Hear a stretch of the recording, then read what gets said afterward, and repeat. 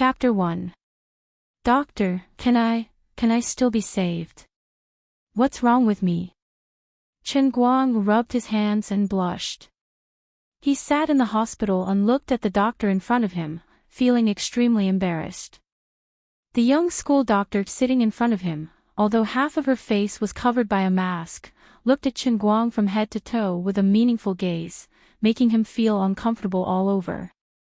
Student, your problem isn't serious. It's a normal physiological phenomenon for boys your age.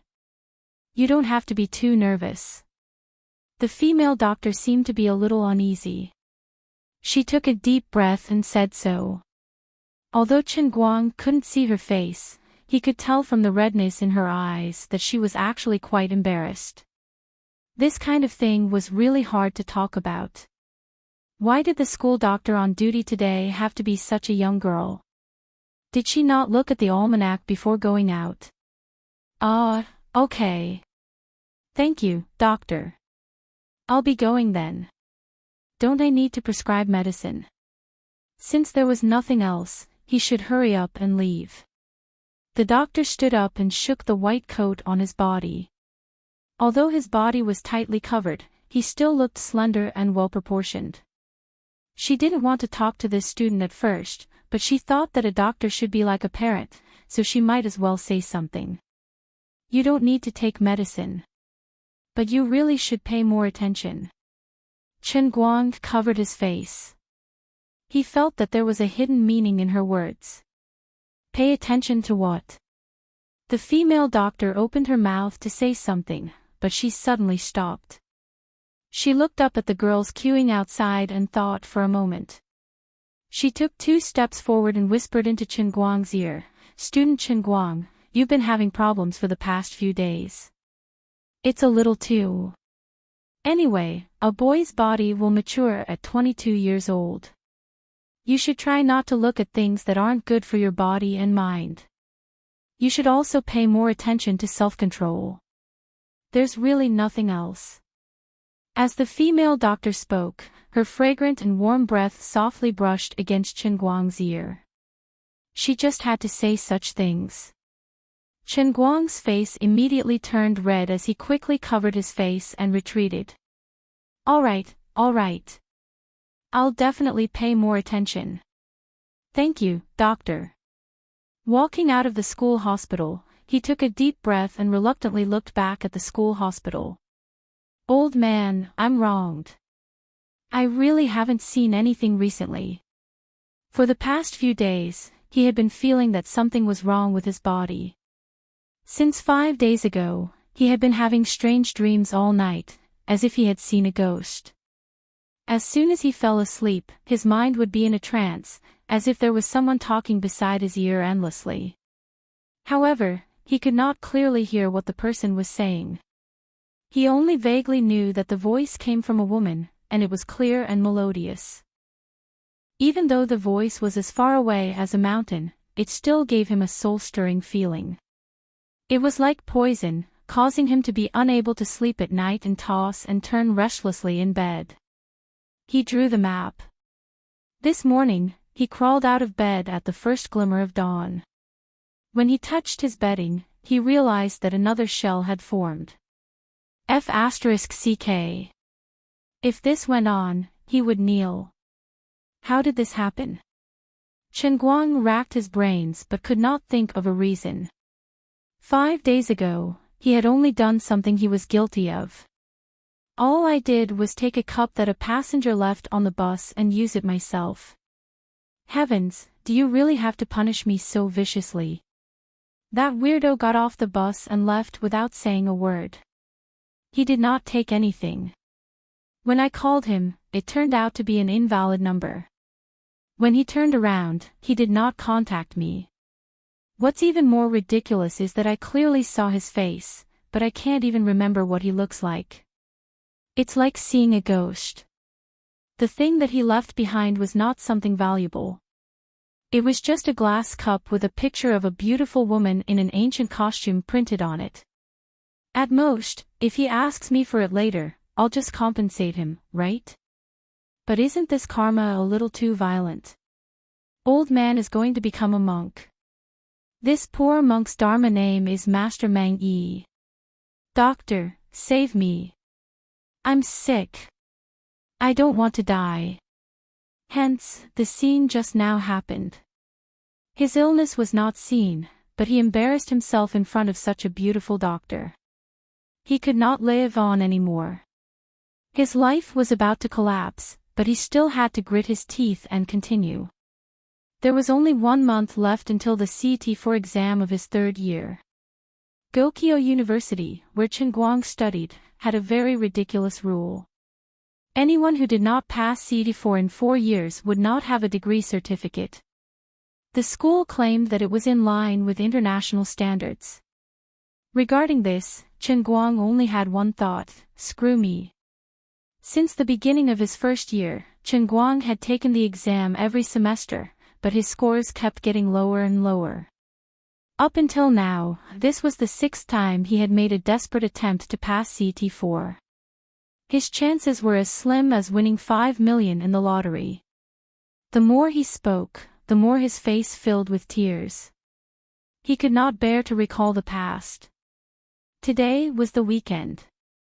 Chen Guang and his best friend, Wen, had agreed to revise together in the library. Although it was to revise together, Wen could be considered half a top student. It was this overly beautiful school belle's best friend who saw how miserable Chen Guang was and personally supervised him to revise for CT4. Wen was also a strange person. She was tall and slender, and had exquisite facial features. Every movement she made exuded an elegant and moving temperament. These 3 major factors made her, who did not have a high profile, become one of the school belle of Gokyo University. She could be considered a celebrity in the school. Chen Guang had coincidentally become best friends with her. However, he knew that all of you were wrong. Ridiculously wrong. You were all deceived. This woman, how was she a school belle? Her alluring appearance and temperament were all a lie.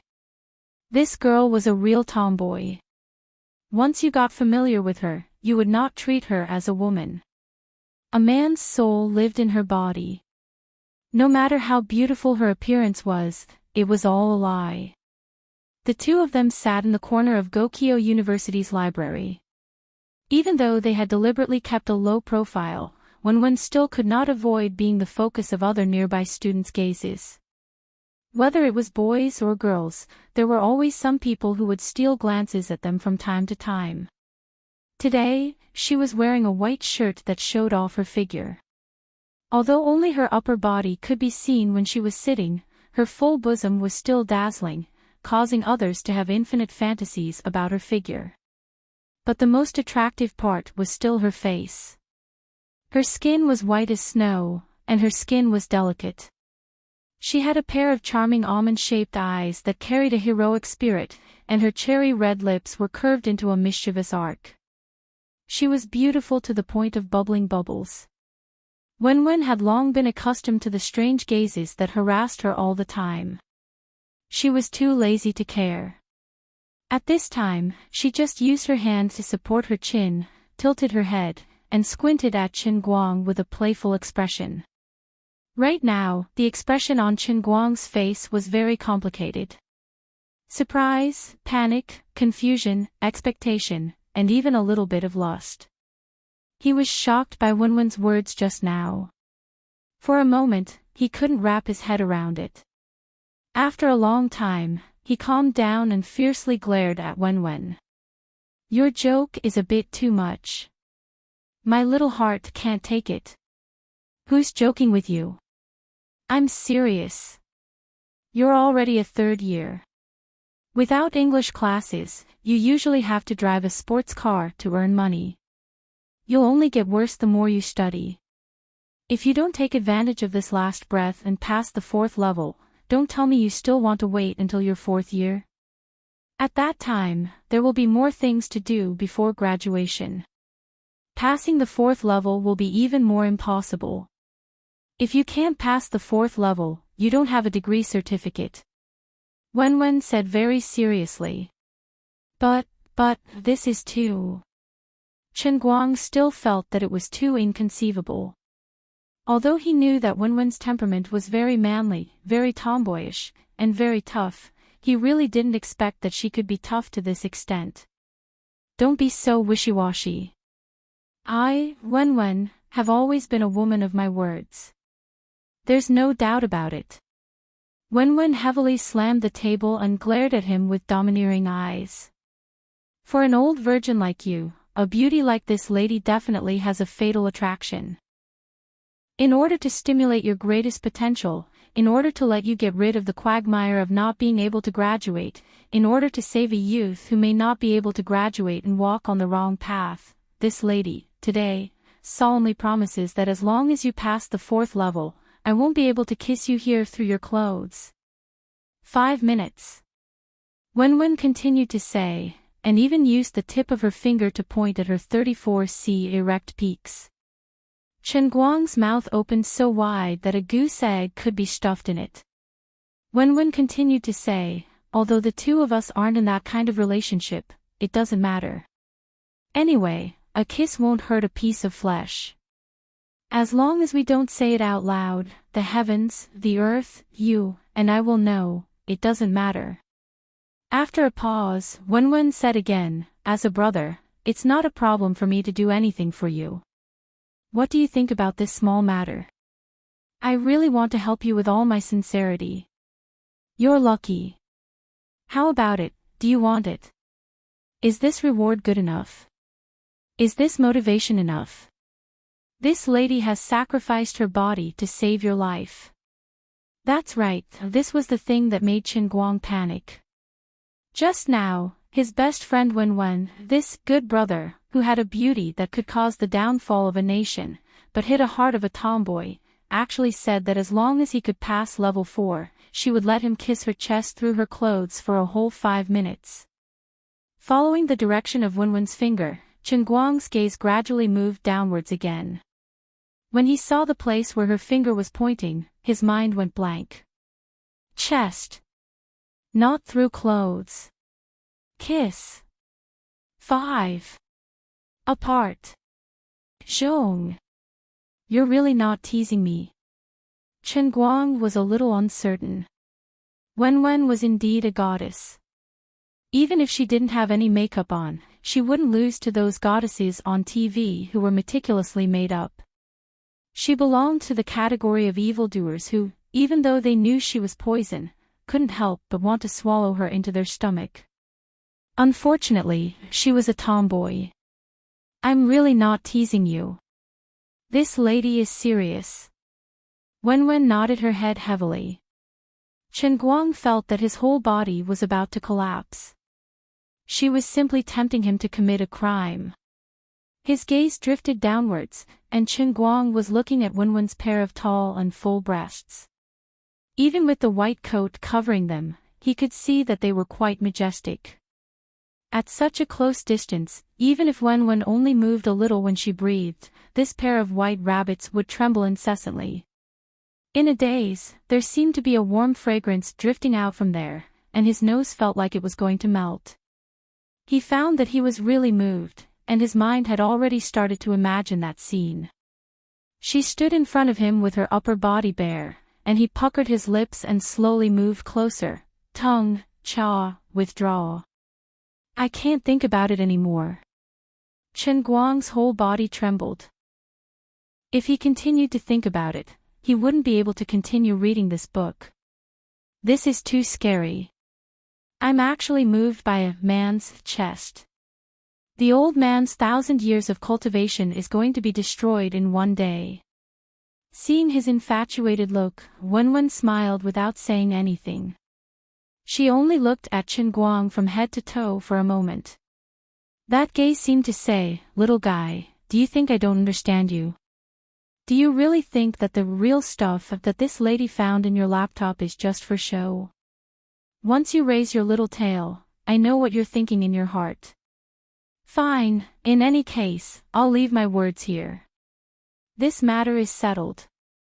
As long as you can pass the 4th level, I'll keep my word. But if you don't pass, then pretend I never said anything about this matter. Of course, with your current level, I'll give you 2 words, no chance. This matter is just a thought. Young man, look at this set of papers of yours. Out of 10 questions, you didn't even get 1 correct. Didn't I think that you're dead for sure? That's why I dared to make this bet with you. Do you really think that I'm that generous?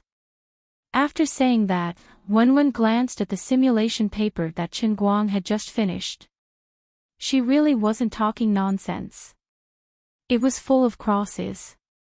Actually, the reason why Wenwen dared to place such a heavy bet on Chen Guang was purely because she really didn't think highly of Chen Guang at all. She felt that he was too miserable, so she just gave him a little motivation.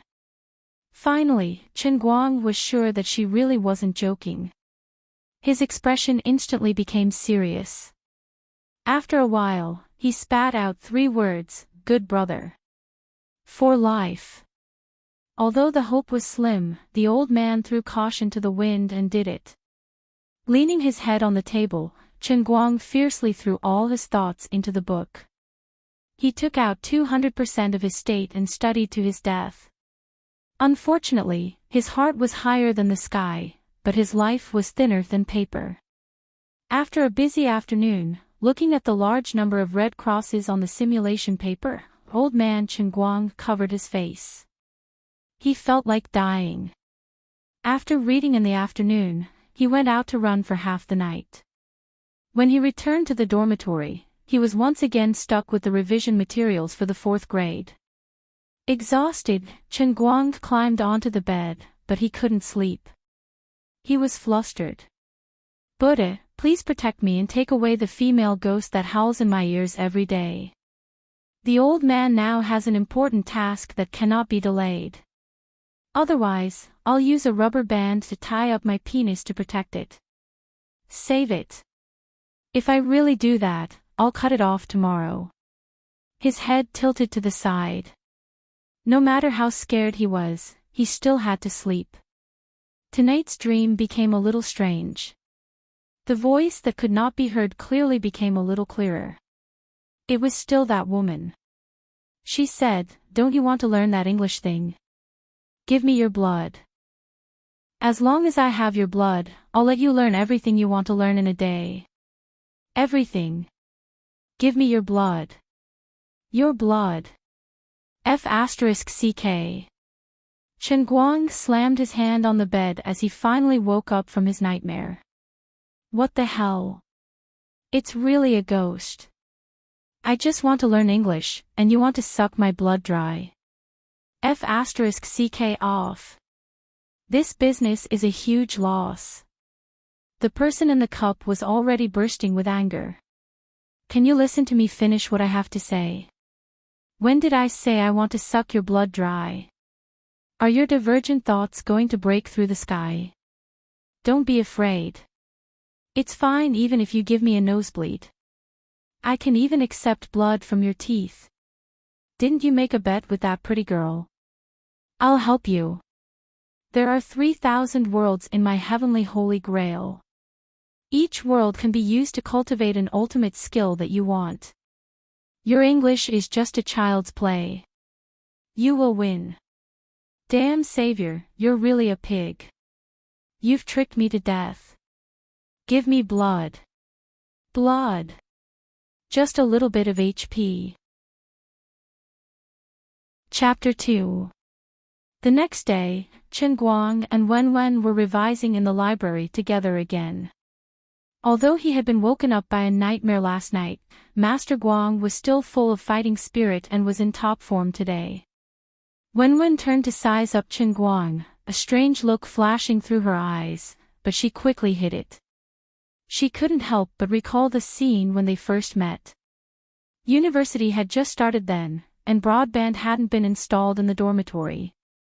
Wenwen had gone to the internet cafe outside the university to take a look, but who knew that she would be harassed by a few hooligans when she left the cafe. Just as she was about to deal with these people, Chen Guang, who happened to pass by, rushed out and stood up for her. Chen Guang was alone after all, and he had rushed up on impulse. In the end, he was restrained by these hooligans in less than 2 rounds. Frankly speaking, Wenwen had felt that Chen Guang was a little silly and adorable. Why did he rush over directly? He was clearly just an ordinary person, and the entrance to the internet cafe was so dark. He couldn't have seen her face clearly, so he couldn't be considered a hero saving a damsel in distress. Your expression is so strange. What are you thinking about? Chen Guang, who was at the side, had finished another set of reading comprehension. He turned his head and saw Wenwen in a daze, holding her cheeks as she stared at him blankly. There was a sinister smile on her face that made one's hair stand on end. He couldn't help but ask. Wenwen blinked. I'm thinking, why did you dare to rush over at that time? Besides, what's the use of rushing over? Chen Guang's face twitched. Of course he knew what Wenwen was talking about. Now that he thought about it, he had indeed been extremely foolish back then. After all, he had just entered university and hadn't gotten used to it yet. When he saw such a thing, he thought that it was still high school, and these hooligans in his hometown's county town would more or less have to give face to his brother Guang. He hadn't thought much about it then and had gone over directly.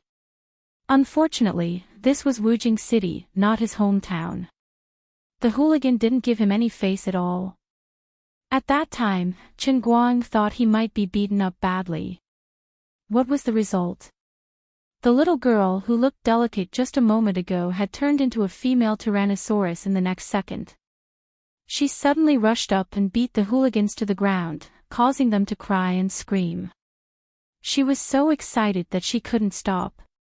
Even he, the hero, who had saved the beauty, suffered a punch for nothing. He almost vomited all his stomach acid. Chen Guang felt extremely wronged. If you can fight so well, don't pretend to be delicate. Isn't this causing misunderstandings? Didn't I get beaten up for nothing? Later, Wenwen felt really embarrassed and brought him to the school's infirmary for a checkup. The results were also shocking. Internal injuries. He almost had internal bleeding. And this was just *King accidental punch. After that, the two often ran into each other in school.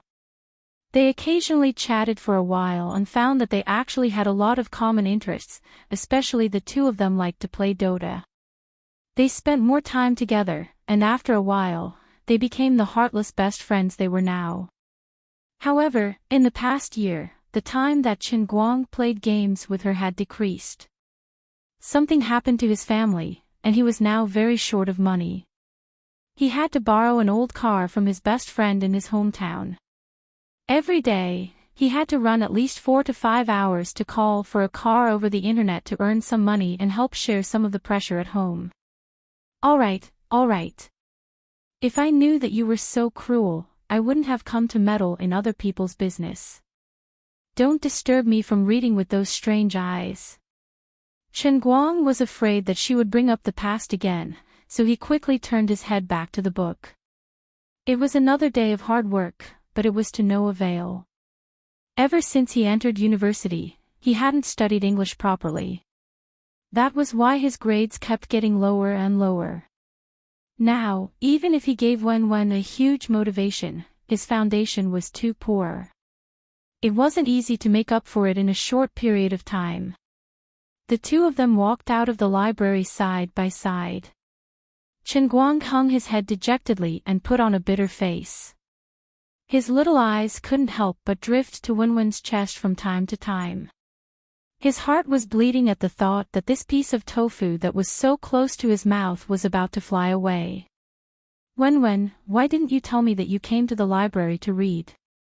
I could have arranged a place for you in the meditation hall on the top floor. You're a person of status. Don't mix around with some poor loser of unknown origin. Who knows, some people might have ulterior motives towards you. You have to be careful. Just as the two of them walked out of the library, a handsome and sunny young man with neatly parted hair, wearing a white suit and a checkered tie quickly caught up to Wenwen. He walked side by side with Wenwen and said to her with a smile. This person was the current president of Gokyo University's student council, Wenwen's classmate, Zheng He. Apart from his identity as the president of Gokyo University Student Council, he was also the only son of Zheng Yunhao, the chairman of a famous company in Sichuan province, the New Radiance Corporation. He was also a member of the New Radiance Corporation's board of directors. To put it simply, Zheng He could be considered as an authentic celebrity in Gokyo University. He was the perfect embodiment of three words: tall, rich, and handsome. Wenwen's footsteps came to a halt. She turned her head to look at Zheng He, who was deliberately squeezing in between her and Chen Guang. She glared at him with extreme annoyance. After a long while, she spat out a single word: scram. Her words were concise and to the point. Even the usually steady Zheng He could not help but have his expression change. When this person was trying to get close to her, he actually slandered her best friend, Chen Guang. Wenwen was not going to be polite with him at all. Chen Guang, who was standing at the side, was already used to Wenwen's extremely cold reaction. Over the past 3 years, similar scenes had played out countless times. Zheng He was just one of them. Sigh, it's a sin to be so beautiful. Everyone loved beauty. No matter what, you could not stop others from being mesmerized by you and always wanting to flirt with you. When dealing with these people, one must not be polite. Give them a little sunshine, and they will shine the world for you. On the other side, Zheng He was so angry that his adrenaline was pumping. He almost lost his temper. However, when he thought of Wenwen's unfathomable family background, a basin of cold water was poured over his heart. No wonder she was the senior director of New Ray University. Her ability to control her temper was not just for show. He calmed down in an instant and forced a smile from the corner of his mouth. Wenwen, you really know how to joke. I'm not joking with you. I asked you to scram, Wenwen said again. You. Zheng He's expression turned a little ugly. What? Do you still want to flip out? Wenwen's expression was as cold as frost as she looked at Zheng He coldly. Under the pressure of her aura, Zheng He turned his head to the side in embarrassment and did not dare to say anything. Zheng He had been repeatedly humiliated by Wenwen. He knew in his heart that he must not provoke her anymore. If he really pissed her off, it would not end well for him. Moreover, the people nearby had already noticed the commotion. If it continued, he was afraid that the news of him, the president of the student council, being embarrassed in public would spread in the school. Therefore, he hurriedly smiled at Wenwen as if he was trying to please her. Then, he turned his target to Chen Guang. Chen Guang, I have more or less heard about what happened in your family. It is important to know one's place. I won't say more than that. You should understand. No matter how close a toad is to a swan when it's young, when everyone is grown up, a toad can only be with another toad, and a swan will only marry a swan. If a toad doesn't go far away, I'm afraid it will be accidentally trampled to death by another courting swan. In front of Chen Guang, Zheng He had the capital to be arrogant. Wenwen, who was at the side, did not say a word. She knew Chen Guang too well. With this guy's personality, Zheng He's level of provocation was purely a waste.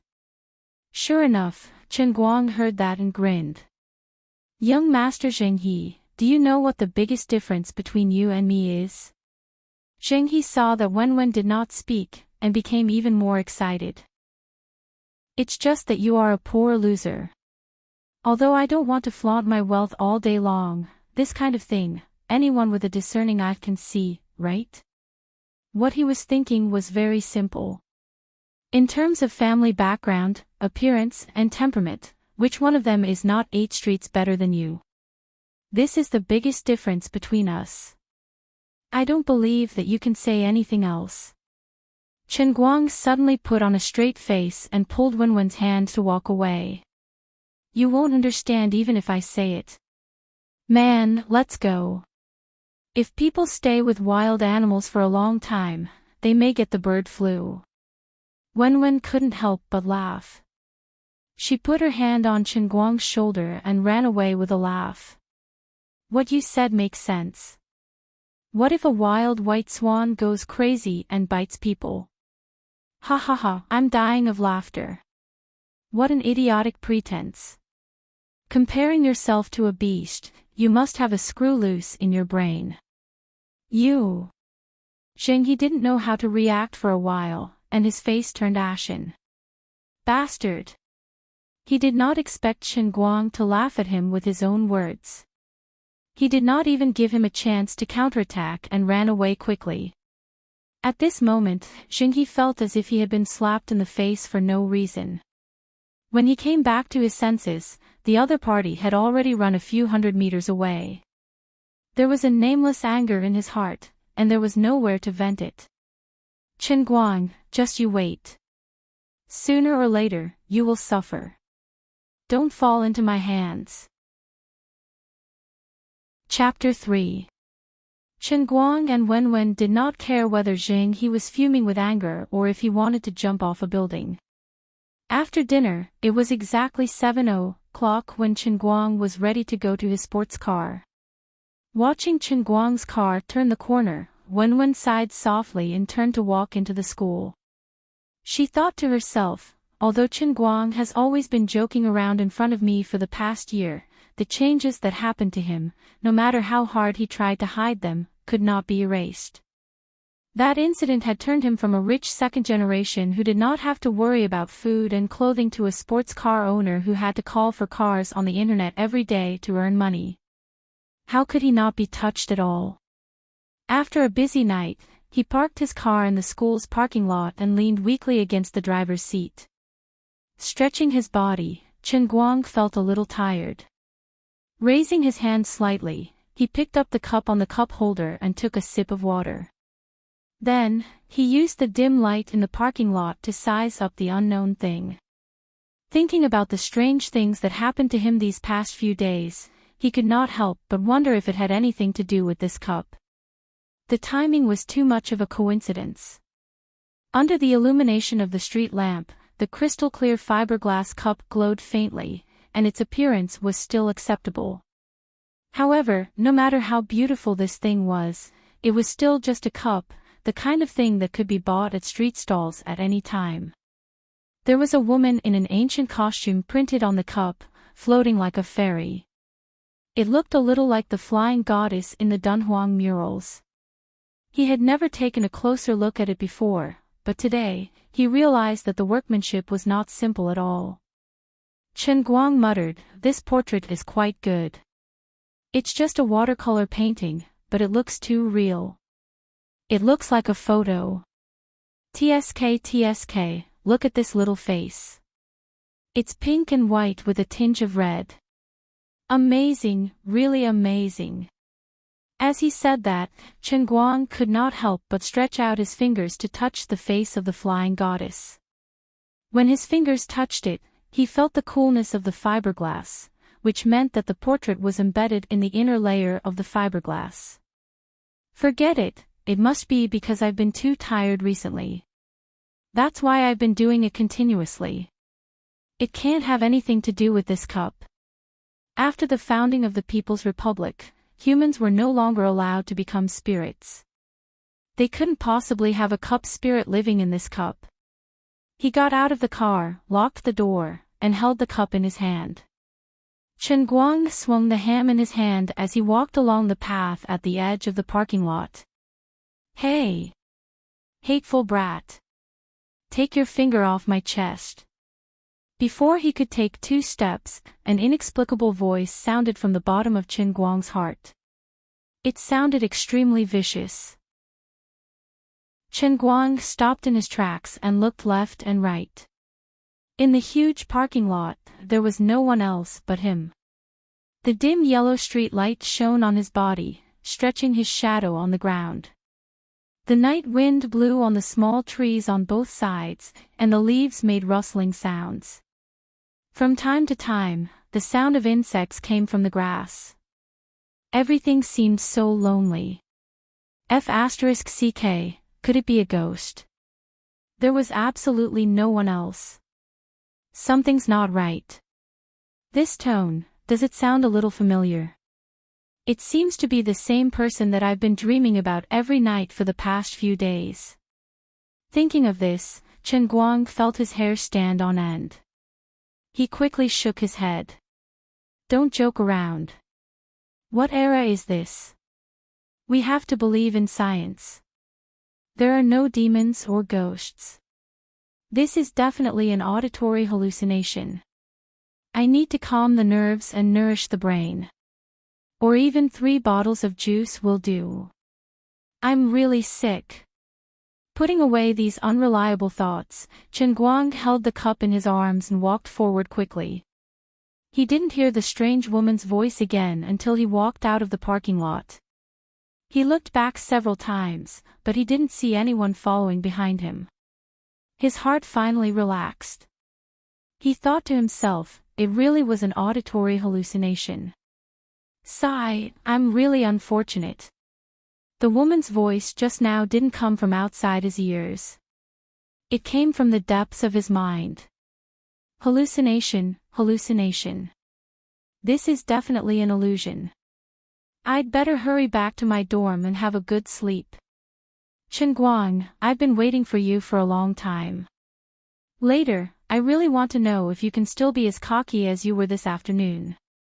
Just as he stepped out of the parking lot, another untimely voice rang out. This time, it wasn't the woman, but a tall figure in a white suit blocking his way. Behind this person stood 5 well-built young men. They were obviously the school's sports special admission students. Zheng He. This guy had suffered a loss in the argument in the afternoon. He actually brought people to block Chen Guang at night. After what happened in the afternoon, Chen Guang knew that Zheng He would definitely be dissatisfied with him. However, he didn't expect his revenge to come so quickly. However, if he was given another chance, Chen Guang would still have the same attitude in the afternoon. Chen Guang wasn't the kind of person who would happily put the right side of his face up for others to slap if they wanted to slap him on the left side of his face. If you don't give me face, of course, I won't give you face either. Even if he was blocked here, Chen Guang didn't plan to give in. For people like Zheng He, giving in would only make them worse. Chen Guang stood still, but he secretly put his hand into the inner pocket of his shirt. Driving outside was like walking in the pugilistic world. There was always the possibility of encountering some trouble. Therefore, Chen Guang always had a weapon on him. Of course, the only weapon that was easy to carry and had amazing power was the swing stick. When this thing was put away, it was no longer than the length of a palm. When it was thrown out, it was about a meter long. It had a strong structure. Together with the specially reinforced ball at the top, the force of the blow was amazing. If it hit someone's head, it could kill them. Under normal circumstances, of course, Chen Guang wouldn't easily take out this killer weapon. However, he was blocked by Zheng He and 5 sports students. This place was dark and uninhabited. If something really happened, it was possible for these people to kill him. Therefore, he was afraid that he would have to play rough today. Seeing that Chen Guang seemed to be stunned and stood still, Zheng He felt good. He took a step forward and almost touched Chen Guang's forehead. Zheng He said fiercely, "Weren't you very arrogant before? Didn't you call me a beast? Now, let's see how you are going to be arrogant. Kid, do you know how powerful I am? I will say it here today. If you are willing to kneel down and beg for mercy and crawl under my crotch, I can consider letting you stay in the hospital for a month. Otherwise, don't even think about driving in your next life. Just wait to spend the rest of your life in a wheelchair. For me, even if I cripple you, it's nothing more than paying some money. However, your life will be ruined." Zheng He was very proud. What he said was the truth. With his family's financial situation, it was really not a big deal to deal with a poor loser. Even if these people he called accidentally killed the other party, it would only be a little more troublesome. It was still not a big deal. Chen Guang didn't say much. Instead, he took a step back and put some distance between himself and Zheng He. Zheng He thought that he was scared, so he was even more proud and arrogant. In his mind, he was already thinking about how he would press this person to the ground and slap him. He snorted, "Stinky loser should have the awareness of a stinky loser. Is when someone you can get close to. Why don't you take a piss and look at yourself?" In the dark, Chen Guang still didn't say a word. He just fiercely took out a baton from his pocket and shook his hand. With a clang, the long baton was held horizontally in his hand. The special weight on the tip looked particularly ferocious under the dim light of the street lamps. He just took a step back just to find the best distance to attack with the baton. "Young Master Zheng, is that a baton in his hand?" A knowledgeable sports student saw something strange and asked in surprise. After all, the baton had a fierce reputation. It looked inconspicuous, but strictly speaking, it was a controlled tool. In the hands of people who risked their lives, it might be more powerful than a machete. Zheng He didn't know the power of this thing. He just stared at Chen Guang and said, "So what if it's a baton? Do you think this kid dares to fight back? Get him. Beat him until he doesn't look human anymore. Beat him into a real beast." With a wave of his hand, Zheng He retreated a little. His body was precious. Since he had 5 hired thugs with money, there was no need for him to personally go into battle. Although the 5 sports students were a little hesitant when they saw the baton, since Zheng He had asked them to attack, they had no choice but to do it. After all, they had the advantage in numbers. Even if the other party had a weapon, it was probably just a bluff. This thing could kill a person if it hit the head. That kid wouldn't really dare to kill them, would he? Does he really think I'm a pushover? Chen Guang saw the other party pouncing forward, and his heart was filled with anger. Whoever dares to come up will have to pay with their lives. Today, he was going to let someone bleed. Chapter 4. Chen Guang was also a person who had been born with a silver spoon in his mouth. He had seen a lot of idiots who deceived their parents. He could completely understand the mentality of people like Zheng He. Don't be fooled by him saying that he would teach Chen Guang a lesson. If he really didn't resist, he might really be crippled alive. As the saying goes, those who are arrogant crawl or stupid. Those who are stupid are afraid of those who don't care about their lives. The current Chen Guang had already become a poor loser, just as Zheng He had said. If he didn't show his attitude of not caring about his life, he would suffer a big loss.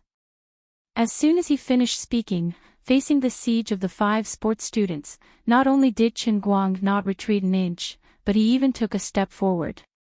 His eyes flashed with a bloody light, and he even raised the baton in his hand high up, ruthlessly smashing it towards the head of the person in front of him. What the F***CK? This guy is serious. These 5 sports students weren't good people in school. They had done a lot of bullying the week, but they had really never seen someone like Chen Guang who wanted to kill without saying a word. The person who was targeted by Chen Guang suddenly panicked. His reaction was fast enough, and he raised his hand to block his head. Then, there was a cracking sound as the baton hit his arm. Unexpectedly, his arm was fractured. The other 4 people were trying to rescue Chen Guang. 3 of them raised their fists towards Chen Guang's body, and the other person turned his head to the side to look for a useful guy on the ground.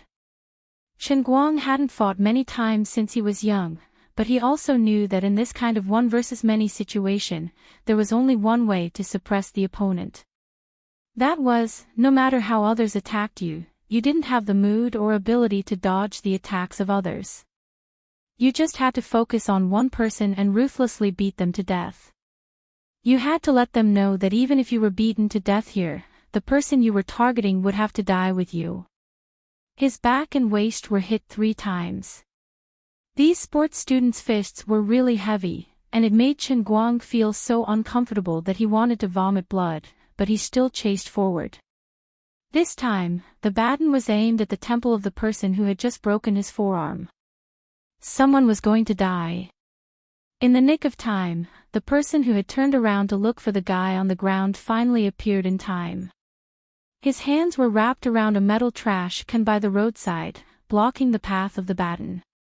There was another loud bang. The trash can made of thin iron sheets had been completely deformed by Chen Guang's stick. The man's hands were also trembling. The trash can fell to the ground. It was as if it had been hit by a car, and there was a huge dent in it.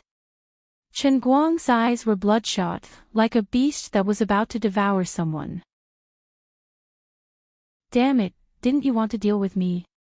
Come on. Come on, all of them. Whoever was a coward was a grandson. Even if I die, I'll drag you down with me. A bunch of trash. As he spoke, he felt the sound of something breaking through the air behind his head. He didn't have time to turn around, so he subconsciously raised his left hand that was still holding the glass cup to the side. There was a clang, and he blocked the sneak attack of another sports student with a steel pipe that he had picked up from the ground. It seemed like the other person's steel pipe had slightly scratched his finger. Chen Guang's left hand that was holding the glass felt like it was being torn apart, but at least he didn't get hit in the head. Damn it! You're looking for death. Under the pain, Chen Guang's adrenaline exploded. The last bit of reason in his head disappeared at that moment. He suddenly turned around and swung the baton in his right hand. It hit the shoulder of the person holding the steel pipe. The person groaned in pain, hugged his shoulder, and retreated to the side. Damn it! My hand! My hand! It's broken! My hand is broken! At that moment, the first person who was hit by Chen Guang slowly recovered from the pain.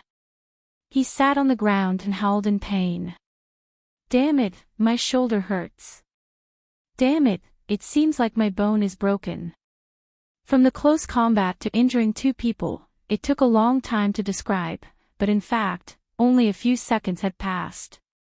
Hearing their companion scream, the 3 sports students who hadn't been injured felt as if a bucket of cold water had been poured over their heads, and they all took a step back. Chen Guang's breathing was extremely heavy, with his chest sounding like a bellows. He gave the 3 sports students a ferocious kick, ignoring the pain coming from his fingers as he took a step forth, frightening the 3 of them to the point of retreating. It was so much so that Jing He, who was hiding at the back, was forced to the front. Yes, in terms of strength, any one of the 5 sports students was much stronger than Chen Guang. But in a fight, when it came to winning or losing, it was all about momentum. Zheng He was dumbfounded. He didn't expect it to turn out like this. He clearly had 5 sports students who were very good at fighting on his side. How did it turn out like this in the blink of an eye? It didn't make sense. Zheng He. You better think about it. Just like you said, you are rich, and I only have one cheap life. It's not a loss for me to drag you to death with me. Even if you let these people beat me to death here today, I can guarantee that I will drag at least 3 people to death with me. And you, Zheng He, must be one of them. Come. Let's fight to the death. As Chen Guang spoke, he pointed the stick straight at Zheng He's nose and said coldly. There was a murderous aura in his words. He wasn't joking, but he really intended to do it.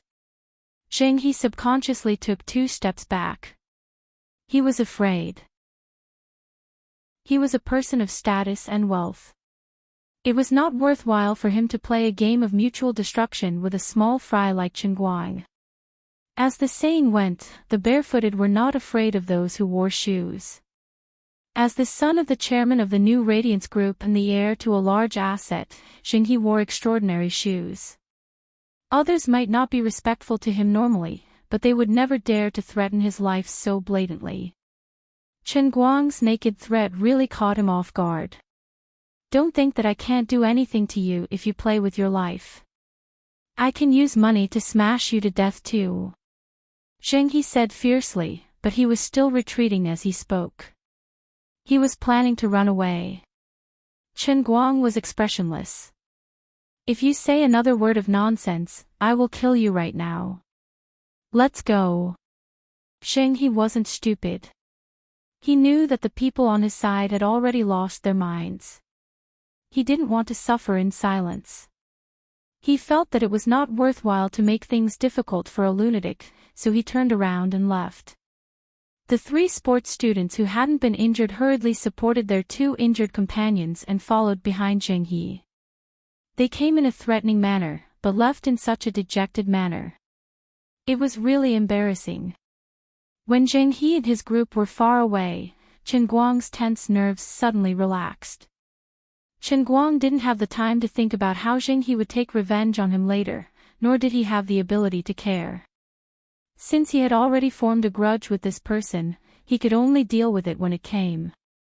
Did a peasant deserve to be trampled on by rich people? Was this a joke? If you piss me off, even if I have to give up my body, I will drag you down from your horse. Chen Guang thought fiercely.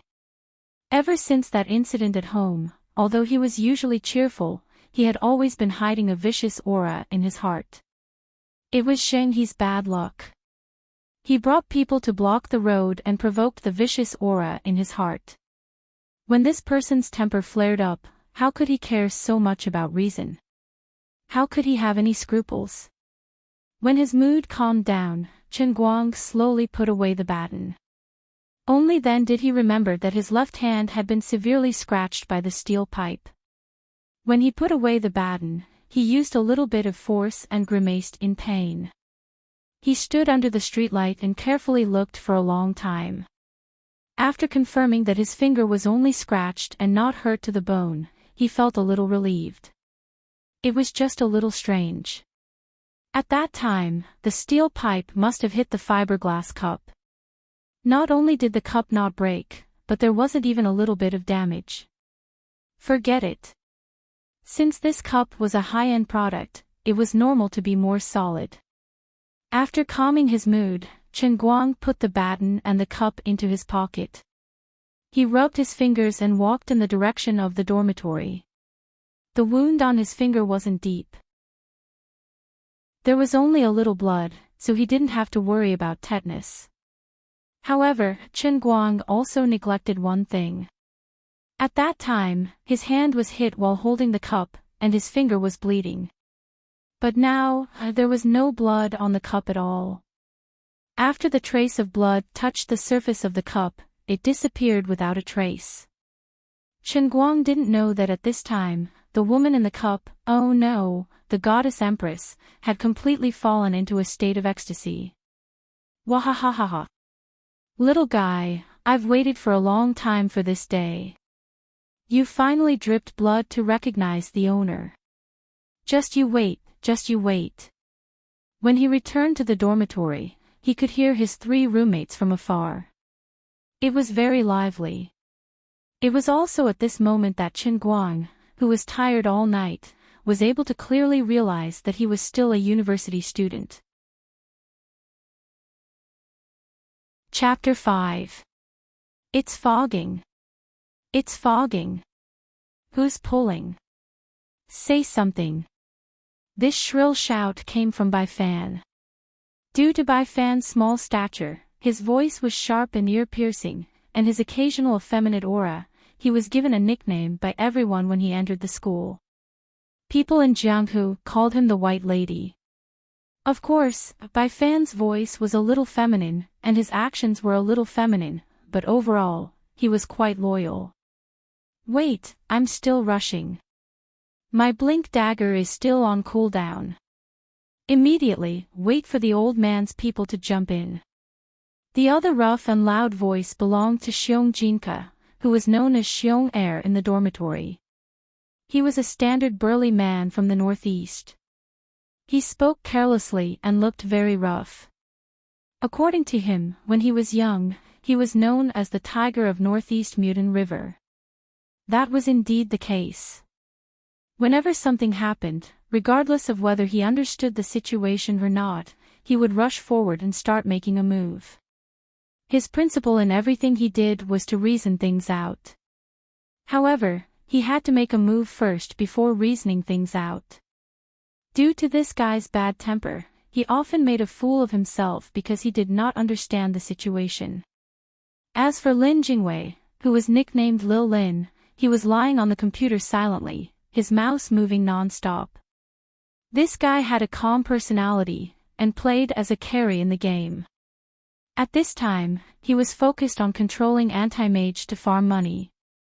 This kind of mid-game fighting was better left to Bai Fan, who played as Bat Rider, and Xiong Jinka, who played as Sendor Chieftain.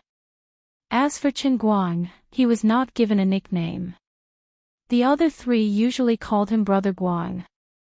Among the 4 people in the dorm, Chen Guang seemed to have the best family background.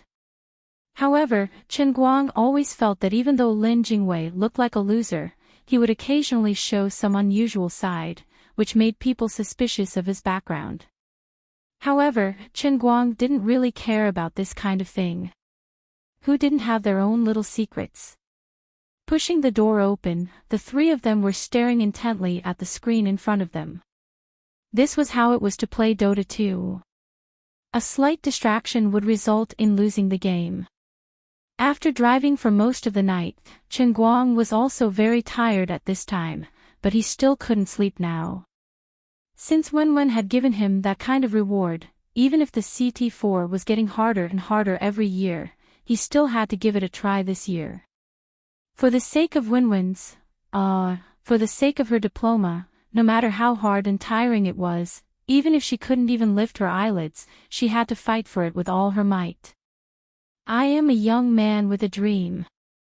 Without greeting the 3 teenagers who were deeply immersed in the game, Chen Guang sat on his chair and took out the CT4 revision materials to read. In order to avoid being disturbed by the sound of the other 3 playing the game, he even put on his headphones. He didn't pay attention to the outside world and only focused on reading the book. Usually, Chen Guang wasn't that serious when reading. From time to time, his mind would wander.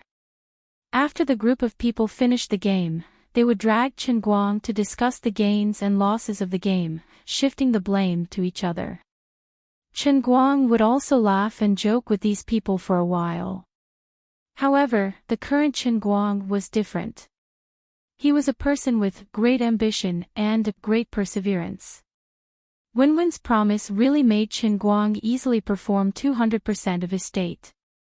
Until the lights went out at 12 o'clock, the other 3 animals in the dormitory were ready to go to bed. Chen Guang only stretched out his hand to turn on the charging light in front of him. He didn't even lift his head. I say, is Brother Guang sick? I felt that something was wrong with him since yesterday. It's been 3 years, and I've never seen him in this state. I couldn't even do this before the college entrance examination. TSK, he's really amazing. Bai Nyangzi and Bai Fan blinked at the other 2 as they washed their feet. Lin Jingwei quietly walked to Chen Guang's side. He picked up the cup that Chen Guang had placed on the table and poured a cup of water from the water dispenser in the living room. He gently placed the cup on Chen Guang's left side where it wouldn't be easily knocked over. He stood up and said to the others, he's already in his 3rd year. If Brother Guang still doesn't pass CT4, it'll really affect his graduation. Let's not have the bedside chat and let him study properly. Xiong Er, you should also speak softly. Who? Golyalu, F***ck, he's already asleep. He's so carefree. He's sleeping well. Bai Fan and Lin Jingwei rolled their eyes at the same time and didn't say anything else. They went straight to bed. Those who wanted to play with their phones did so, and those who wanted to sleep went to sleep. Chen Guang had his headphones on, so he didn't know that the three of them were talking about him. It wasn't until he felt a little thirsty that he casually reached to the side and pinched a warm cup. He turned his head and found that there was already a cup of water in it. He didn't need to think to know that it was Lin Jingwei who poured it for him. Chen Guang grinned and felt warm in his heart. Among the three people in the dormitory, Bai Nyangzi had the most ideas. He could also be called a neurotic with a wide range of ideas. Although Xiong Er was a little chinibu, he was very upright and would always be the first to rush to the front. Lin Jingwei came from an extraordinary family. He was steady and meticulous. It was a great blessing to be able to spend 4 years with these people in this life. Picking up the cup and taking a sip of water, Chen Guang once again put his mind back on the revision materials. Before he knew it, it was already 2:00 in the morning. After spending the entire day in the library and driving the entire night, before returning to the dormitory, he had a fight with Zheng He and the others. To be able to focus on reading books for more than 2 hours was already a feat that he had done well. However, a person's energy was limited. After persevering for a long time, Chen Guang was still a little drowsy. However, he felt that he was in a good state. Since he didn't have any classes tomorrow morning, he decided to escape first. He lay on the table and refused to get up. He clenched his teeth and read. Finally, the drowsiness in his heart grew fiercer and fiercer. It fiercely rushed out and completely swallowed the bit of willpower in his heart. Forget it, I'll just lie on the table and doze a little. I'll sleep for half an hour before getting up. Chen Guang took another sip of water, turned off the table lamp, and comfortably lay down. He didn't realize that as he lay down, the fiberglass cup that his right hand touched began to emit a faint glimmer. The source of this glimmer was the portrait of the beautiful woman in the ancient costume on the wall of the cup. This decorative painting with red lips and white teeth slightly moved. Little brat. Hey! Little brat, wake up, wake up. In a daze, he seemed to hear someone talking to him again. He moved his body and curled his lips impatiently. Go away, don't bother me. As soon as he finished speaking, he felt a tearing pain from his ear, as if someone was desperately pulling his ear. Chen Guang felt the pain and suddenly opened his eyes. He used his hands to push himself up and immediately stood up straight. He angrily looked around. Who's so wicked? Can't you let me sleep properly? He couldn't help but be angry. Anyone who was sleepy to the point of wanting to die and wanted to sleep but was teased like this would definitely feel like beating someone up. This. What kind of situation is this? The next moment, the angry Chen Guang quivered all over. The little bit of anger in his heart instantly disappeared, and he was completely dumbfounded. F***ck, I was clearly sleeping in the dormitory, but where the F***ck is this? What the hell? Chen Guang looked around, and all he saw was a vast expanse of whiteness. It was like a void, very much like the sea of clouds on Mount Imei on TV. But when he fiercely stomped his feet, it was solid ground. He bent down to touch it, and it was the cold touch of marble. Could it be that I'm dreaming? Chen Guang mumbled to himself, and pinched his cheek fiercely. The pain was very obvious. He shook his head again. No, it's not a dream, but it hurts. But what the F***ck is going on? I don't understand. Hey! Little brat. What are you doing? Why are you looking around? Oh no, I'm here. At this moment, a slightly familiar but even more strange female voice sounded behind Chen Guang. Chen Guang was stunned at first, and his whole body stiffened. Then, he finally reacted. Isn't this the female ghost's voice that made the old man draw the map for a few days? Isn't this the female voice that I heard before I met Jinghe, which I suspected to be hallucinating?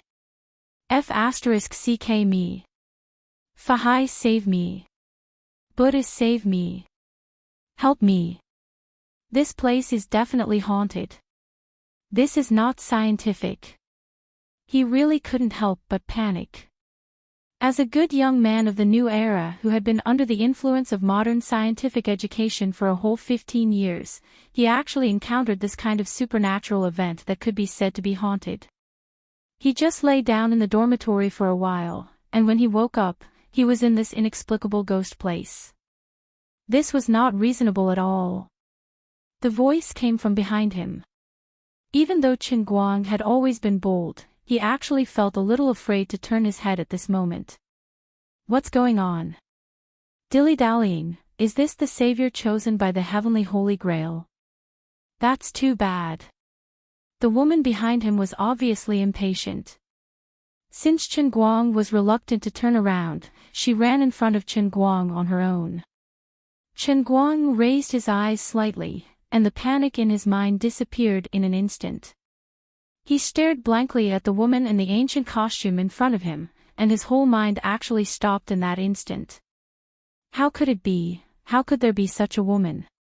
He had never thought that there would be a woman in the world who could be so beautiful. With just a glance, he, who had been tested by beauties like Wen Wen without any makeup, was completely lost in his thoughts. Chapter 6. The woman was wearing an antique ancient dress, standing in front of Chen Guang. Her red lips and white teeth had a faint smile on her face, and her eyes were as bright as the morning stars, shining with a charming light. Her long dress fluttered in the wind, and her graceful figure made her look like a fairy.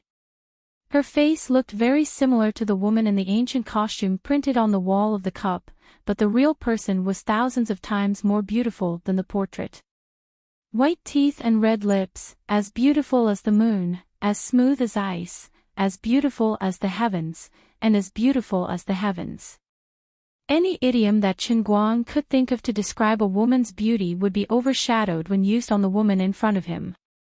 Living in a modern society where information was extremely advanced, there were many so-called beauties that one could see on television and the internet. Moreover, there was Wenwen's best friend hanging around him all day long, so Chen Guang should not have lost his composure like this. But the person standing in front of him at this time, not only had an impeccable beauty, but she also exuded an immortal aura that made people feel ashamed of their inferiority. Just one look at her seemed to be able to cleanse one's soul, making one feel otherworldly from the bottom of one's heart. The immortal aura that surged out from this woman seemed to want Chen Guang to become a god and ascend. For her, let alone drawing a map for a few days, even if I had to draw a galaxy, my life would be worth it. What are you doing, little brat? I'm talking to you. Look again. I'll dig your eyes out if you keep looking. In the end, the moment this woman opened her mouth, her ethereal temperament was completely destroyed. This woman was not a fairy, definitely not a fairy, she was a female hooligan. What the F*ck is going on here? I was reading and revising in the dormitory. Didn't I just take a short nap? Why did you come here? Where is this place? Who are you? What do you want? Deity. Monster. Female hooligan. Liar. That's right, you must be a liar. I'm penniless now, there's no use even if you lie to me. I don't have any mail to pick up from the post office. I don't have a landline at home. I don't have any credit points that I need to cash in at any of the major banks. I haven't had any lucky draws recently. After Chen Guang came back to his senses, his reaction was also very fast. He roared like a machine gun. He was indeed a good youth who had been influenced by all kinds of strange modern swindling methods. Just as Chen Guang was madly roaring, the woman's body changed again. Her white ancient dress suddenly seemed to be soaked in water. Right before Chen Guang's eyes, it became translucent. This time, Chen Guang's eyes widened to the size of a cow's eyes as he stared fixedly at the other party. The perfect shape of her breasts could barely withstand a person's grip with one hand, the two faintly discernible bright red spots at the top, the slender waist without a trace of fat, the slightly dark and sparse underbrush in the quiet and secluded valley below. All of this was devouring Chen Guang's mind. This woman, she's poisonous. He had no idea what this woman was saying at this time. He only thought, this swindler is putting in too much effort. If she really wants to borrow 1,000 from me, I'll just borrow it. Damn it. I've used up too much divine power, I can't even maintain the lustrous feather robe. I actually let a little brat like you take advantage of me. You're looking for a beating. This nagging woman was clearly not someone with a good temper. Seeing that he was exposed, she waved her fist and walked forward. In a moment of carelessness, Chen Guang was punched in the face by this woman. The pain was extremely real, and it even made him deny the possibility that he was dreaming. He knew that he must have been involved in something terrible. Wait a moment, I have something to say. Chen Guang tried to calm her down, but before he could finish, he was punched in the face again. He was angry. Even if you're a woman, don't go too far. If you do this again, I'll fight back. What answered him was another punch. Although this woman was exposed quite a bit because of her punching, Chen Guang was not in the mood to look at it. Being punched and kicked was really painful. Chen Guang tried to resist and fight back. Oh. You still dare to fight back? Facing the Emperor of the Azure, you're the first person in 10 billion years to dare to resist, little brat. This is what's interesting. I've been locked up for so many years, and I can finally come out to get some fresh air. If you don't make any movements, how boring would that be? Awesome. Really awesome. What welcomed Chen Guang was still the woman's punches again and again. Damn, the old man was actually not a match for her. Chen Guang was really angry. This woman looked weak and slender, but her hands and feet were ridiculously nimble. Her strength was not light either. Left hook, right hook, every punch landed on the flesh. There was no way to defend, no way to dodge. As the woman moved her hands and feet, she kept saying something. Under the fist, people had no choice but to lower their heads. Chen Guang was not a masochist. He really wanted to resist, but the enemy was too strong. He was really wronged. He didn't understand the situation at all and came to this place. He met a strong woman who looked like an immortal but was actually a lunatic. He didn't say anything and ended up getting beaten up. He didn't know who he had offended. After being beaten for an unknown period of time, the nagging woman screamed, "Ah! Why have you been beaten up for so long?" "Forget it, anyway, I've said most of what I needed to say." The first world in the Cup of the Holy Grail is about to open. There's no time to explain. Let's go. Immediately, the woman reached out and grabbed Chen Guang's collar, throwing him into the sky. Chen Guang cursed, "You're crazy. I'll sue you until you go bankrupt, you violent maniac." Before he finished his words, Chen Guang, who was floating in the air, suddenly felt a dazzling radiance around him. For a brief moment, he couldn't see anything. Shortly after, a terrifying suction force came from his back, as if there were 7 or 8 robust men pulling him.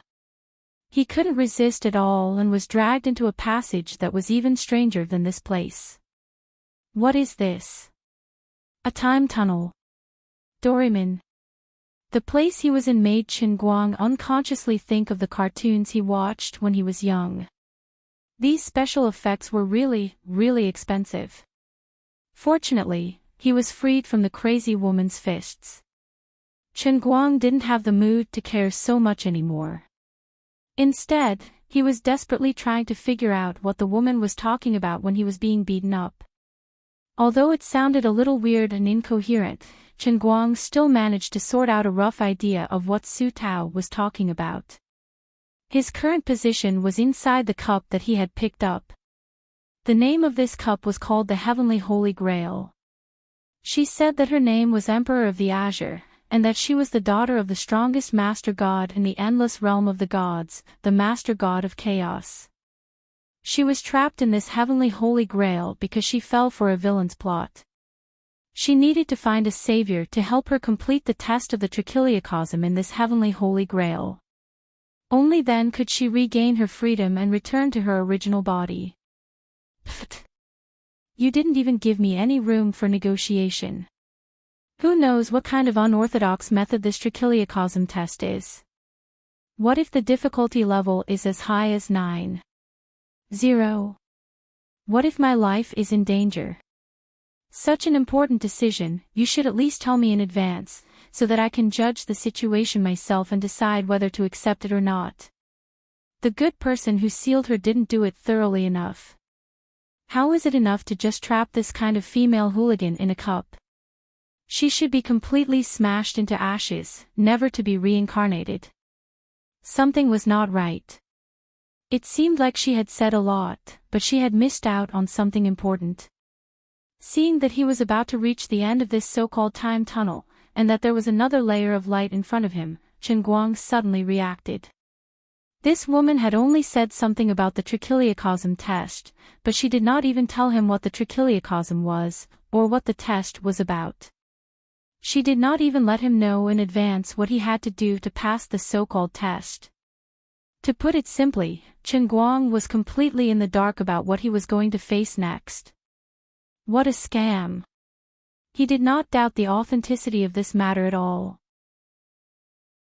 No matter how ridiculous all of this seemed, under the profound, preschool influence of Emperor of the Azure's punches, Chen Guang already had an extremely deep understanding of this strange woman who lived in a cup. He could also be sure that he was really not dreaming.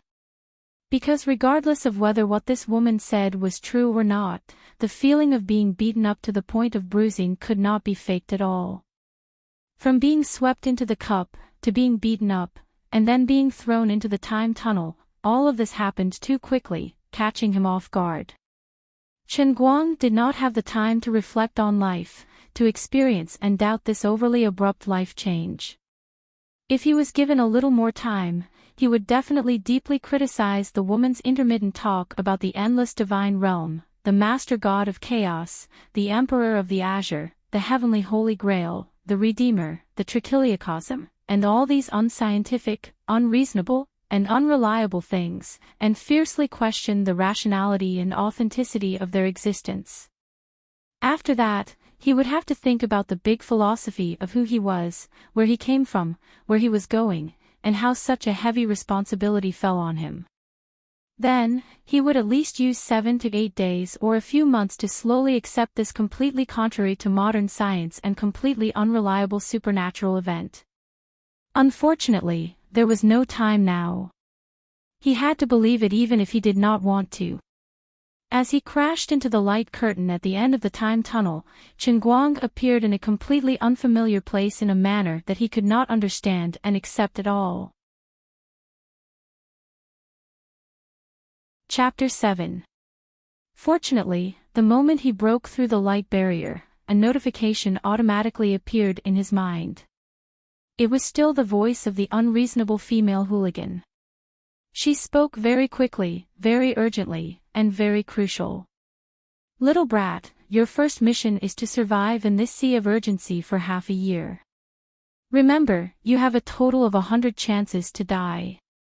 After every death, you will return to the state you were in when you first entered the sea of urgency. If you can survive for half a year, then you will have completed the mission. But if you can't do it, and die 100 times, the Heavenly Holy Grail will consider you to have failed the mission. Then your body and soul will really be destroyed, and you will never be able to reincarnate. Obviously, the female hooligan also knew that she had forgotten to mention the crucial point, and hurriedly came up with a remedy.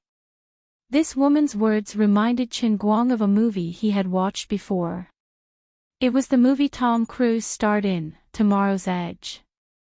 In Tomorrow's Edge, Tom Cruise had the ability to return to yesterday after every death. Furthermore, every time he resurrected, he would still retain his memories.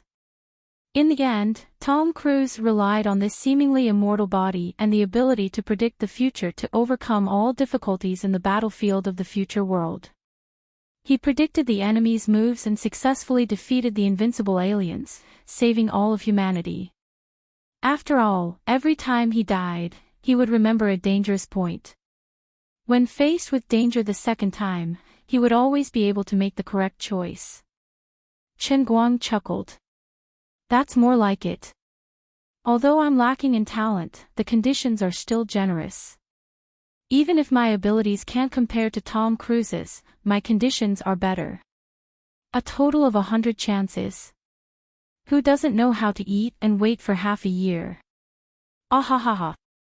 That's right, she still hasn't mentioned the benefits of completing the mission. Forget it, since it's called the Heavenly Holy Grail, and the old man is the chosen savior, she definitely won't treat me unfairly. This kind of trivial matter, let's not talk about it. Let's talk about it after I survive this half a year. Tom Cruise's original mission was to save all of humanity, but Chen Guang only needed to muddle through for half a year. He felt that it was too easy and pleasant. Seeing that he was about to completely reveal himself in this so-called sea of moments, he began to feel proud and expectant again. Thinking about it carefully, the title of savior was quite resounding. Wait a minute. What is this? What a big knife. It's really sharp. This workmanship, TSK, even pockmarked Wong can't compare. Wait a minute, the situation doesn't seem right, this knife seems to be aimed at my neck. F***CK, what the hell is going on? I've just opened my eyes, and I'm about to be stabbed. You should at least let me see the situation clearly. According to some unscientific story settings, as the main character, my life should be very, very tough. Ka-chow. Neck. He flew away. Just a moment ago, he felt that this matter was easy and pleasant. The next second, he immediately felt the deep malice from the Heavenly Holy Grail and the female rogue. The inexplicable Heavenly Holy Grail, the inexplicable sea of moments, the inexplicable sudden death, all of this made Chen Guang instantly understand that this test of the 3,000 worlds was definitely not a joke. The first step he took in the sea of moments was actually a captive who was about to be beheaded. The term about to be beheaded here was not referring to lining up at the side, waiting to be beheaded one by one. Rather, the knife was swaying on his neck, about to be beheaded in the next second. After wasting about 10 chances of reviving, Chen Guang finally managed to escape from the pirate ship named Black Wind. He plunged into the sea and was rescued by another pirate ship named Enrich. The feeling of being slashed by a knife 9 times was really not a joke.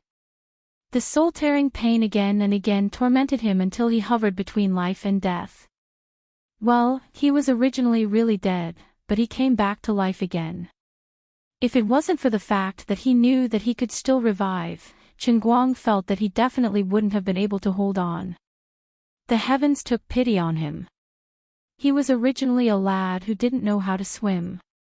In order to survive, in order to not return to the Black Wind pirate ship and be beheaded, he stubbornly relied on dog paddling to stay in the water for a long time, until the Enrich appeared.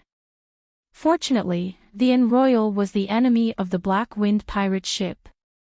They chased him here to annihilate the Black Wind pirate crew, so Chen Guang decisively turned into a guide. After that, Chen Guang temporarily stayed on the Enrich. Although he was just an inconspicuous worker on the ship, at least he managed to find a foothold. After that, Chen Guang gradually found out the true face of the Sea of Moments. In the entire Sea of Moments, there was no land at all. In the hearts of the people of the Sea of Moments, there was no concept of land at all. It was as if from the beginning of the world, this was an endless sea. Of course, There were many islands in the sea, but even if all of the islands were added together, it wouldn't even make up 1/10,000th of the sea. As for how long the Sea of Moments had existed, no one knew. In Chen Guang's mind, there was a faint feeling that this so-called Sea of Moments was simply the water in his cup. Because, in the legends, the momentary sea had an end and a border. It was just that the border was blocked by an invisible wall that could not be broken. Outside that invisible wall, it was said that there was an enormous and boundless hand that seemed to have slumbered for millions of years. From the day the momentary sea was born, it had existed for eternity. The person who drew this hand was said to be the strongest person in the history of the Sea of Moments. After he found out the terrifying truth, he vomited blood and died in less than 2 days. Before he died, this person said that the endless hand was probably even bigger than the entire Sea of Moments. Of course, no matter how mysterious the legends were, Chen Guang knew that the invisible wall was simply the glass wall of the cup.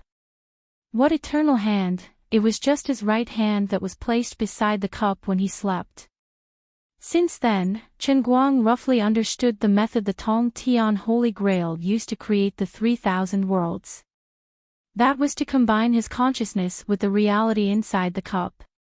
Coincidentally, he went to watch Pirates of the Caribbean 7 with Wen not long ago. These 2 days, he had been desperately learning English. Thus, the world in the cup created this ocean world that was 80% to 90% similar to the world in Pirates of the Caribbean. Unfortunately, no matter how powerful he was outside, no matter how amazing he was, Chen Guang himself was just a small character in the Sea of Moments. After settling down on the Royal, Chen Guang was very careful with every step he took, afraid that he would make a mistake. As the days passed, as a modern person, he was more knowledgeable than the natives of the Sea of Moments. Gold will eventually shine, his position on the Royal rose day by day. His half-baked English improved very quickly in this environment. Other than that, being on a pirate ship, it was unavoidable to fight with others. Although Chen Guang was not considered a martial arts genius, but since he was forced to this point, he had no choice but to fight with his life on the line. Compared to the natives of the Sea of Moments, he had a huge advantage. After all, he had so many chances to revive. If he was not careful, he could just start all over again. Of course, in the vast Sea of Moments, there were countless coincidental factors. Even a strong pirate group like the Royal could meet enemies that they could not fight against, or even be completely annihilated. Following that, Chen Guang died many times, but he was a person who could revive with full health. Moreover, every time he revived, he discovered that the abilities that he had previously trained were still present in his body. The strong body and killing techniques that he had trained on the Royal made it easier for him to escape from the hands of the Black-Winged pirates. After dying time and time again, it made it easier for him to enter a fearless and absolutely calm state when he was in a life-and-death situation. At least in a situation where his strength was the same, Chen Guang would not lose to anyone in a one-on-one fight. Even he did not want to admit it. "Brother, you have become so strong and brave." Moreover, relying on his understanding of the people on the Royal, Chen Guang was able to smoothly return to the ship every time and obtain the trust of the people, allowing him to continue staying on the ship. After starting from the beginning dozens of times, every time Chen Guang revived, he would be stronger than before. Until the last time, he was able to contend with the Black-Winged pirates until the Royal approached. Chen Guang's fierceness caused his position on the Royal to rise day by day. After working himself to death for almost half a year, he actually became an important figure on the pirate ship, the dignified second officer of the Royal. In the vast sea of time, there were tens of millions of pirate crews, and the Royal was at least one of the top 10,000 strong pirate crews. For Chen Guang to be able to become the second officer of this ship, even when looking at the billions of people in the Sea of Time, his personal strength and position was already ahead of 99% of the people. Moreover, from the time he appeared on the Royal to the time he became the second officer, on the surface, it did not even seem like half a year had passed. This could practically be considered a legend in the pirate world. This matter sounded easy, but it was actually not easy. Chen Guang was originally not a talented person, but every time he revived, he had to start from the beginning. Although it seemed like he had only stayed in the Sea of Time for half a year, but adding up the time between each revival and death, it was really not a short time. For example, the first few times he revived, from the time he appeared in the Sea of Time until his death, it did not exceed an hour. But later on, sometimes he persevered for a month before dying, sometimes he persevered for 3 months before dying, and the worst time was when he was just a day away from half a year, but in the end he died in the huge whirlpool formed by the death storm. When he finally completed his mission, he only had 5 chances to revive. A total of 95 times he revived with full health, each time he lived longer than the last, from a few seconds to close to half a year. Adding all these times together, it was equivalent to him spending close to 20 years in the Sea of Time. A full 20 years, even the most stupid person could train to become a strong person. Moreover, his body's age had always been maintained at the peak of 20 years old. For Chen Guang to finally settle his achievements as the second officer, it could already be said that he was very stupid. Of course, he would never admit this point. Finally, he commanded the pirate ship to make a huge turn, bringing the entire ship out of the death whirlpool. Chen Guang silently counted the time in his heart, half a year, it was finally up. I can finally go back. Chen Guang almost wanted to look up to the sky and roar. In these 20 years, he had indeed experienced too much, too much. If it wasn't for the fact that his heart had always been clear that this was only the first of the 3,000 worlds trials created by that unlucky cup, and that he would occasionally revive with full health on the spot, he would have almost forgotten his identity as a modern person. But now, he could finally go back. Damned Holy Grail. Damned Emperor of the Azure, just you wait. Chapter 8.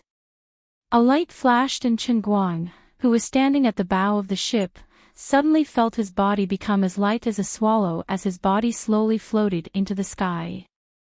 Suddenly turning his head, he saw that everyone on the Royal was looking at him with extremely confused eyes.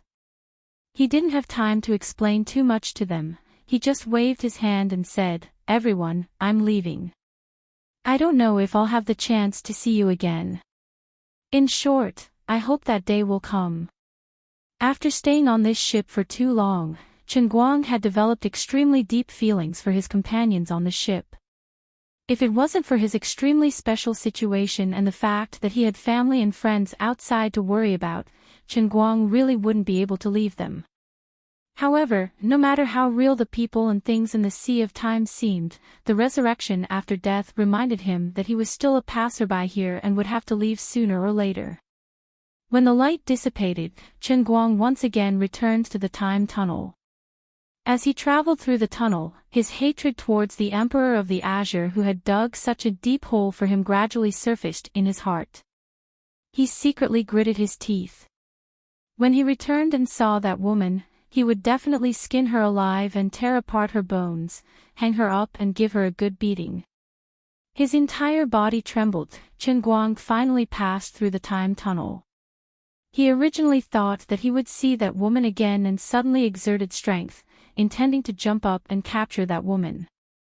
However, with a dong sound, the back of his head seemed to have hit something. Ouch, ouch, ouch, my chin. It hurts. Chen Guang's expression froze. This sharp voice, who else could it be other than that fellow Bai Nyangzi? When he suddenly got up, he just happened to hit Bai Nyangzi, who had his chin on the back of his head for some reason. It was a little strange. Logically speaking, he should be in a lot of pain, but at this moment, he didn't feel anything. He tried to clench his fist and felt the strength in his body. Chen Guang also discovered that the strong body that he had trained in the Sea of Time was actually completely preserved. Strange, according to the legends of the transient ocean, the so-called eternal hand was his right hand. In that case, when he was roaming in the Sea of Transient, he should be in existence similar to a spirit body. But now that he had come out, why was his real body in the state after experiencing the training in the Sea of Transient? This puzzled him no matter how hard he thought about it.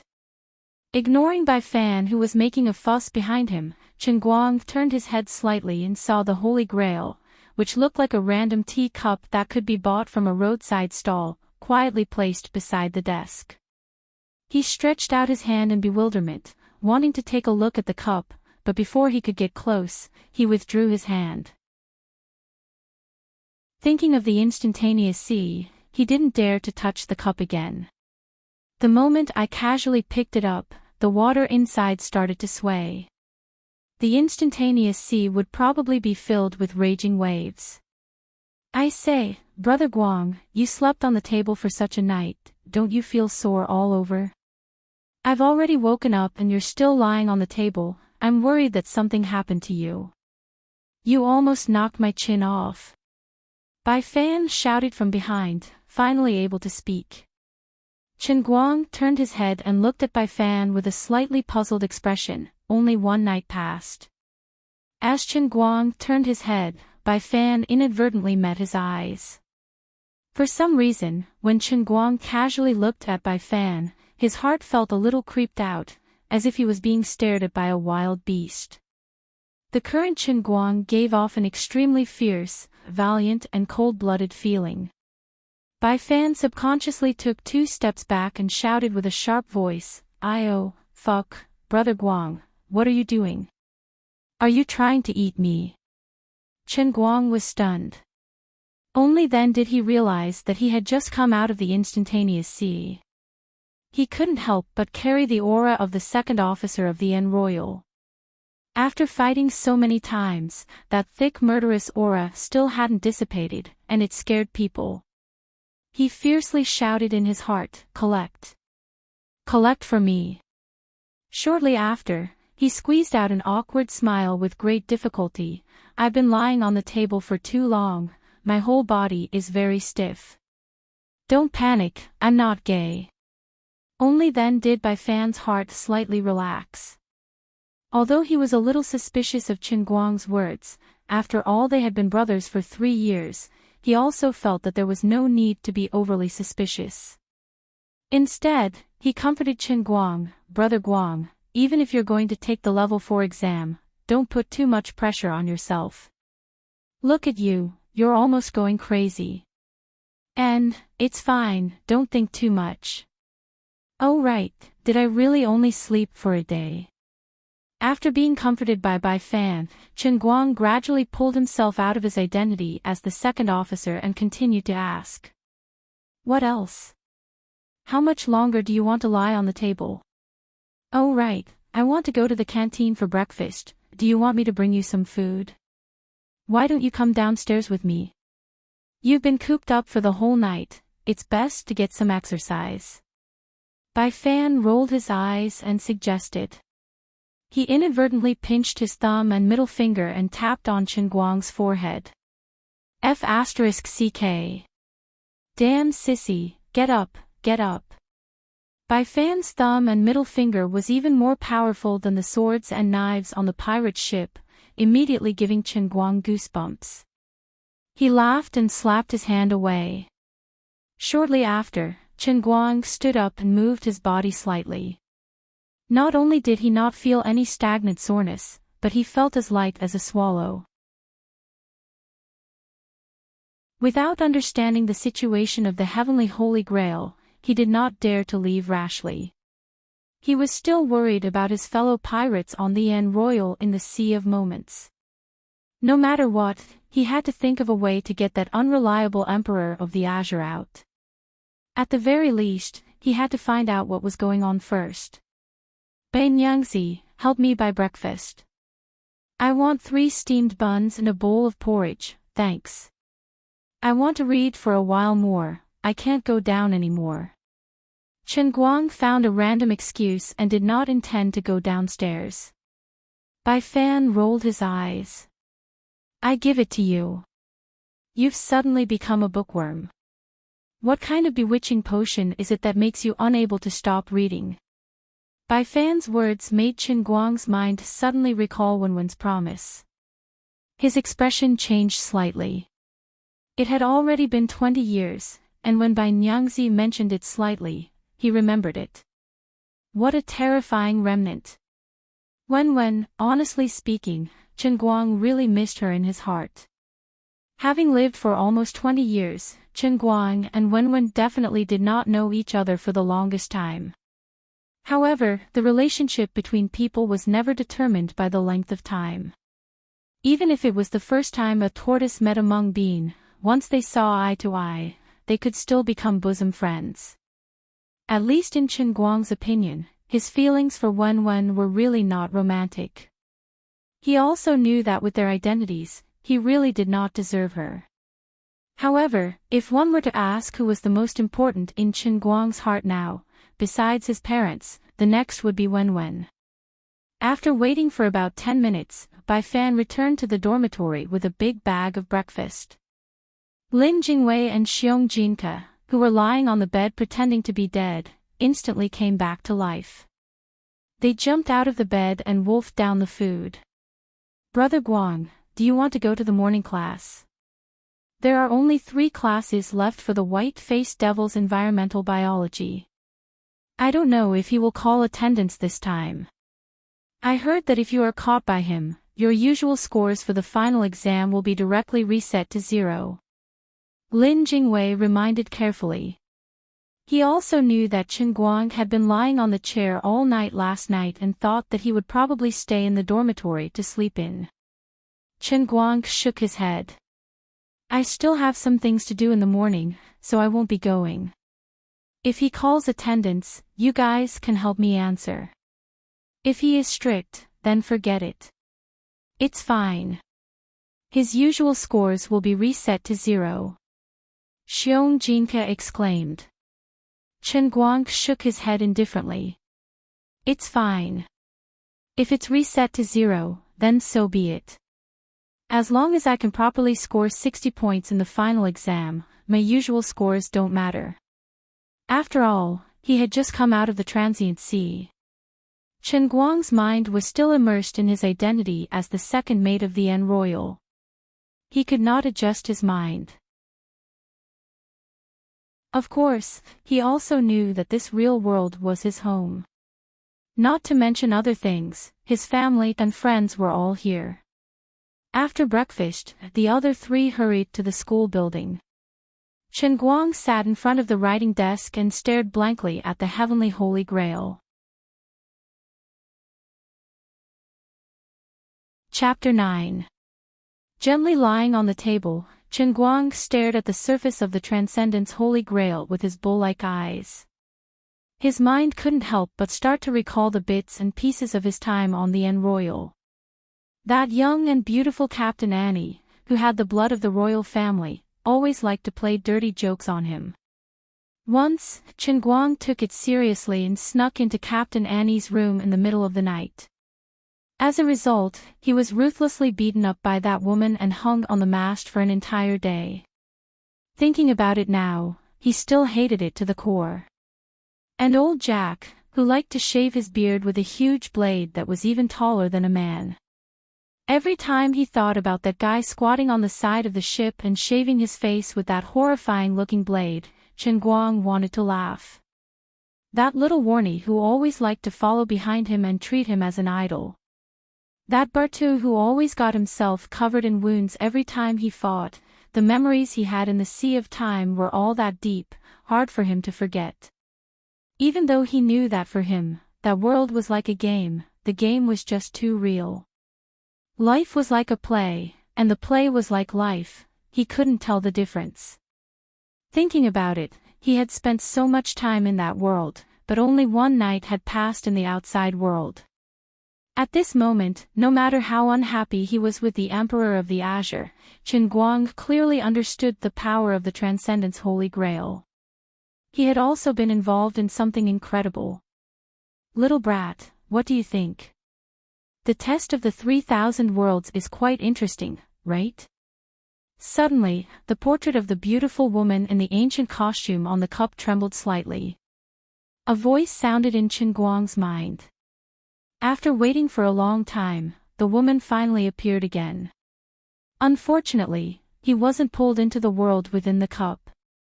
Qin Guang wanted to take revenge on her, but he couldn't just smash the cup, right? Yo! You little brat, you still dare to bite the hand that feeds you? You dare to slander me in your heart? Do you believe that I won't ask the Holy Grail to set the difficulty of your mission to purgatory next time? Do you know that there are 9 kinds of difficulty? The Sea of Moments is only the most basic one. Using the words of your world, in the transient sea, you are winning without doing anything. Emperor of the Azure angrily said. Qin Guang was also furious. He didn't care if it was difficult or not. He jumped up and said, "What good intentions? How could you drag me into such a weird thing without asking me whether I'm willing or not? Even if you're a Qin Huang, aren't you being too overbearing?" "I'm sorry, I'm just being overbearing. Now that you've boarded my boat, you can't get off." Emperor of the Azure was also an unreasonable person. Qin Guang said angrily, "What do you mean we can't go down? I quit." He was quitting. Next time, I won't accept this annoying 3,000 worlds test. While Qin Guang's temper was exploding, Emperor of the Azure became calm instead. Hee, I'm sorry. From the moment you dripped your blood on the heavenly Holy Grail to recognize you as its master, there was no way out for you. Since you've already accepted this mission, you can only walk this path to the end. Rejecting the 3,000 worlds test is equivalent to failing the test. There's only one outcome for you, death. Since when did I drip my blood on it to recognize me as its master? Qin Guang didn't have this impression at all. He only felt that she was obviously trying to trick him. Have you forgotten? When you were fighting with others, you used your hand to block the heavenly Holy Grail. Emperor of the Azure reminded him, kindly. Qin Guang's breathing stagnated. He recalled the scene when he was fighting with Zheng He and the rest. At that time, he was astonished. After suffering such a heavy blow, the Grail was actually undamaged. His hand was also bleeding, but there wasn't a single drop of blood on the Grail. Now he finally understood. This was a freaking dripping blood on it to recognize its master. This was really bad luck. You're a divine weapon, how can you be so casual? Don't you fast for 3 days, bathe and change your clothes before you drip your blood on it to recognize its master? Don't you need to set up a huge 6-pointed star formation to change the color of the wind and clouds? He couldn't help but feel weak all over. He sat on the chair and couldn't come back to his senses for a while. 10,000 divine beasts whizzed past his mind. Look at you, it's as if you've been wronged. Do you know that this heavenly Holy Grail is one of the top 10 supreme divine weapons in the endless realm of the gods? Even if there's only a 1 in 10,000 chance, millions of gods are willing to risk their lives in exchange for a chance to obtain the heavenly Holy Grail. Now that this supreme divine weapon has been given to you for free, you actually have a look of reluctance. Emperor of the Azure was speechless at Qin Guang's behavior. I understand what you're saying, but I simply don't understand what's so powerful about this heavenly Holy Grail. Qin Guang rolled his eyes. Moreover, didn't you say that I'll get benefits after I pass the test? Why don't you tell me where the benefits are? Emperor of the Azure grew impatient. Foolish mortal, I really can't communicate with you. You really didn't get any benefits. Think about it carefully. Alright, every time you complete a test, the Heavenly Holy Grail needs to accumulate divine power again. I have to go and preside over the divine weapon formation. You can slowly complain here. Wait, now that I've come out, those people in the transient sea. Seeing that Emperor of the Azure was about to leave, Chen Guang hurriedly asked. Emperor of the Azure waved her hand indifferently. Don't worry, don't underestimate the profoundness of a supreme divine weapon personally created by the God Lord. Although the realm of the transient sea was created for you to pass the test, when the Heavenly Holy Grail created this small world, it wasn't fabricated out of thin air. Instead, it truly had a beginning and an end, allowing it to become a complete and real world. Now that you've completed the test and escaped from the transient sea, the realm of the transient sea will continue to exist. You also don't have to worry that drinking water will affect the people in the transient sea. After you leave, this realm will exist independently and will no longer be affected. The power of the God Lord is far beyond your understanding. With a single breath, billions of universes will be born and destroyed. The universe that you're in now is just one of the billions of universes in my Father's God Lord of Chaos body. That's good, then I'm relieved. Wait, you still haven't told me how you got trapped in this Heavenly Holy Grail. If I keep on completing the task, what will happen in the end? Also, you're obviously some god emperor, but why didn't the transient sea give me a single cent of divine power? It's just like a medieval pirate setting. That's not right. Chen Guang still wanted to ask many more questions, but unfortunately Supreme Divinity Luli was rather impatient. She left as soon as she said she would. On the screen, her figure flickered for a while, and then there was no more movement. Smiling bitterly, he'll ask her about these things the next time she comes out. Chen Guang stood up from the chair, lifted the cup, and looked at it carefully for a long time. Who would have thought that this unassuming glass cup was actually a supreme divine weapon? Your family's god realm is so fashionable. Regarding this Heavenly Holy Grail, Chen Guang's understanding was still a blank. There were still many things that he could only guess. Perhaps he could only ask the Emperor of the Azure the next time she appeared. That's right, I still haven't gotten the reward for passing the test, right? You're trying to get something for nothing, that's not appropriate. I'm not convinced. Aren't you a supreme divine weapon? Then this reward should at least be something like conferring a god position on me, or at least giving me some divine power. For example, with a shake of my finger, I can make some island country that I don't like sink, or if I'm unhappy, I can go to Mars and build a palace or something. This is a real divine weapon. He didn't expect that the reward of the Heavenly Holy Grail would already be in his account when he left the transient sea. It was the strong body that he had trained in the transient sea for a whole 20 years, as well as the combat ability of the dignified second officer of the En Royal. After experiencing 95 life and death struggles and torments, even Chen Guang himself didn't realize that he was no longer the same as he was in the past. Perhaps, his proficient English was also a reward. Oh, wasn't Wenwen's rather indecent reward already in the bag? Chapter 10. Chen Guang spent the entire morning feeling awkward. He was supposed to go to class, but now he didn't have the mood to go to class. He couldn't calm down at all. As for revising for CT4, when he opened the test paper, he used less than a fifth of his usual time to complete the entire set of CT4 mock test paper. He felt that it was too boring. Bro, I'm not the same as before. He wanted to go out and take a stroll around the school, but he was thinking about the Heavenly Holy Grail. Although he knew that the transient sea realm wouldn't be affected anymore, there was still a goddess empress living in the Grail. Chen Guang was afraid that it would cause trouble if he left his sight. After thinking about it, he picked up the tea leaves from Lin Jingwei's desk and brewed a cup of strong tea with the Heavenly Holy Grail. Then, he carried it out of the door. Since he couldn't calm down, and since he had nothing to do in the morning, he might as well run away with the car. No matter how awesome he was in the transient sea, since he was back in the real world, he still had to continue his life in the real world. He still had to earn money. He wondered how his parents were doing. Although the last time he called his family was only a week ago, in Chen Guang's heart, it had been 20 years. Sitting in the car, Chen Guang dialed his father's number. It was noisy on the other end of the phone.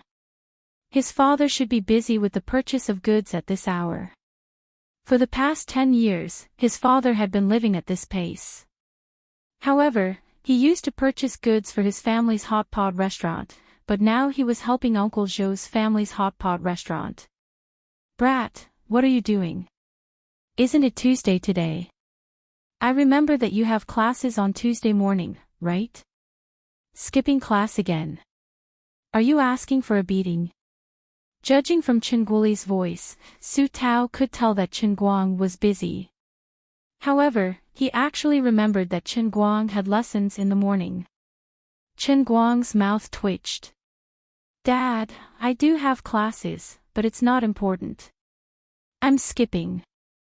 I'm in the car now. I'm going to the sports car." "Nonsense. Although our family is short of money, even if the sky falls, your father will still be there to hold it up, right? It's fine as long as you can manage your own living expenses. You don't even go to class. What's the meaning of this?" Chen Guoli's tone suddenly became stern. "This month, the Puss Corporation's free medicine is about to expire. You have to pay for next month's medicine, right? It seems to be 40,000. Chen Guang suddenly said. Chen Guoli's anger immediately disappeared. After a moment of silence, he said in a low voice, "Son, you've worked hard." Chen Guang grinned. "What's so hard about it?" "Dad, I've grown up a long time ago, so I'll think of a way to deal with the family matters. Don't tire yourself out too much." There seemed to be someone calling Chen Guoli. He just hummed twice, quickly hung up the phone, and went to busy himself. Putting the phone on the shelf, Chen Guang picked up the teacup and took a sip. He secretly calculated that the special medicine of the Puss Corporation was usually paid for 3 months, and it was free for 3 months. When it was paid, it was at least 40,000 yuan a month. On average, it was 20,000 yuan a month for medicine expenses. As for his dad, no matter how generous Uncle Zhou was, it was impossible for the salary of the store manager to exceed 15,000 yuan a month. Even if his dad didn't eat or drink every month, and didn't have any other extra expenses, he was still short of 5,000 yuan. His sports car had to earn at least 6,000 to 7,000 yuan a month, so that the family's life could be basically guaranteed, and they could afford the Puss Corporation's medicine expenses. As for the family's bankruptcy liquidation, they had to pay off millions of debts. Chen Guang and Chen Guoli had no way to think about it now. They could only earn enough for the medical expenses and save the life of Chen Guang's mother. As for the other things, they would take it one step at a time. Hanging up the phone, he started the car, and Chen Guang began another day of sports car driving. At noon, Chen Guang parked the car on the side of the road and sat in the car eating a box lunch. Wen called. "Where are you? Come over and have dinner together." Wenwen's voice was a little soft. It seemed that she was still under the bed. She must have stayed in bed until now. It was only one day, but hearing Wenwen's voice again seemed like a lifetime ago.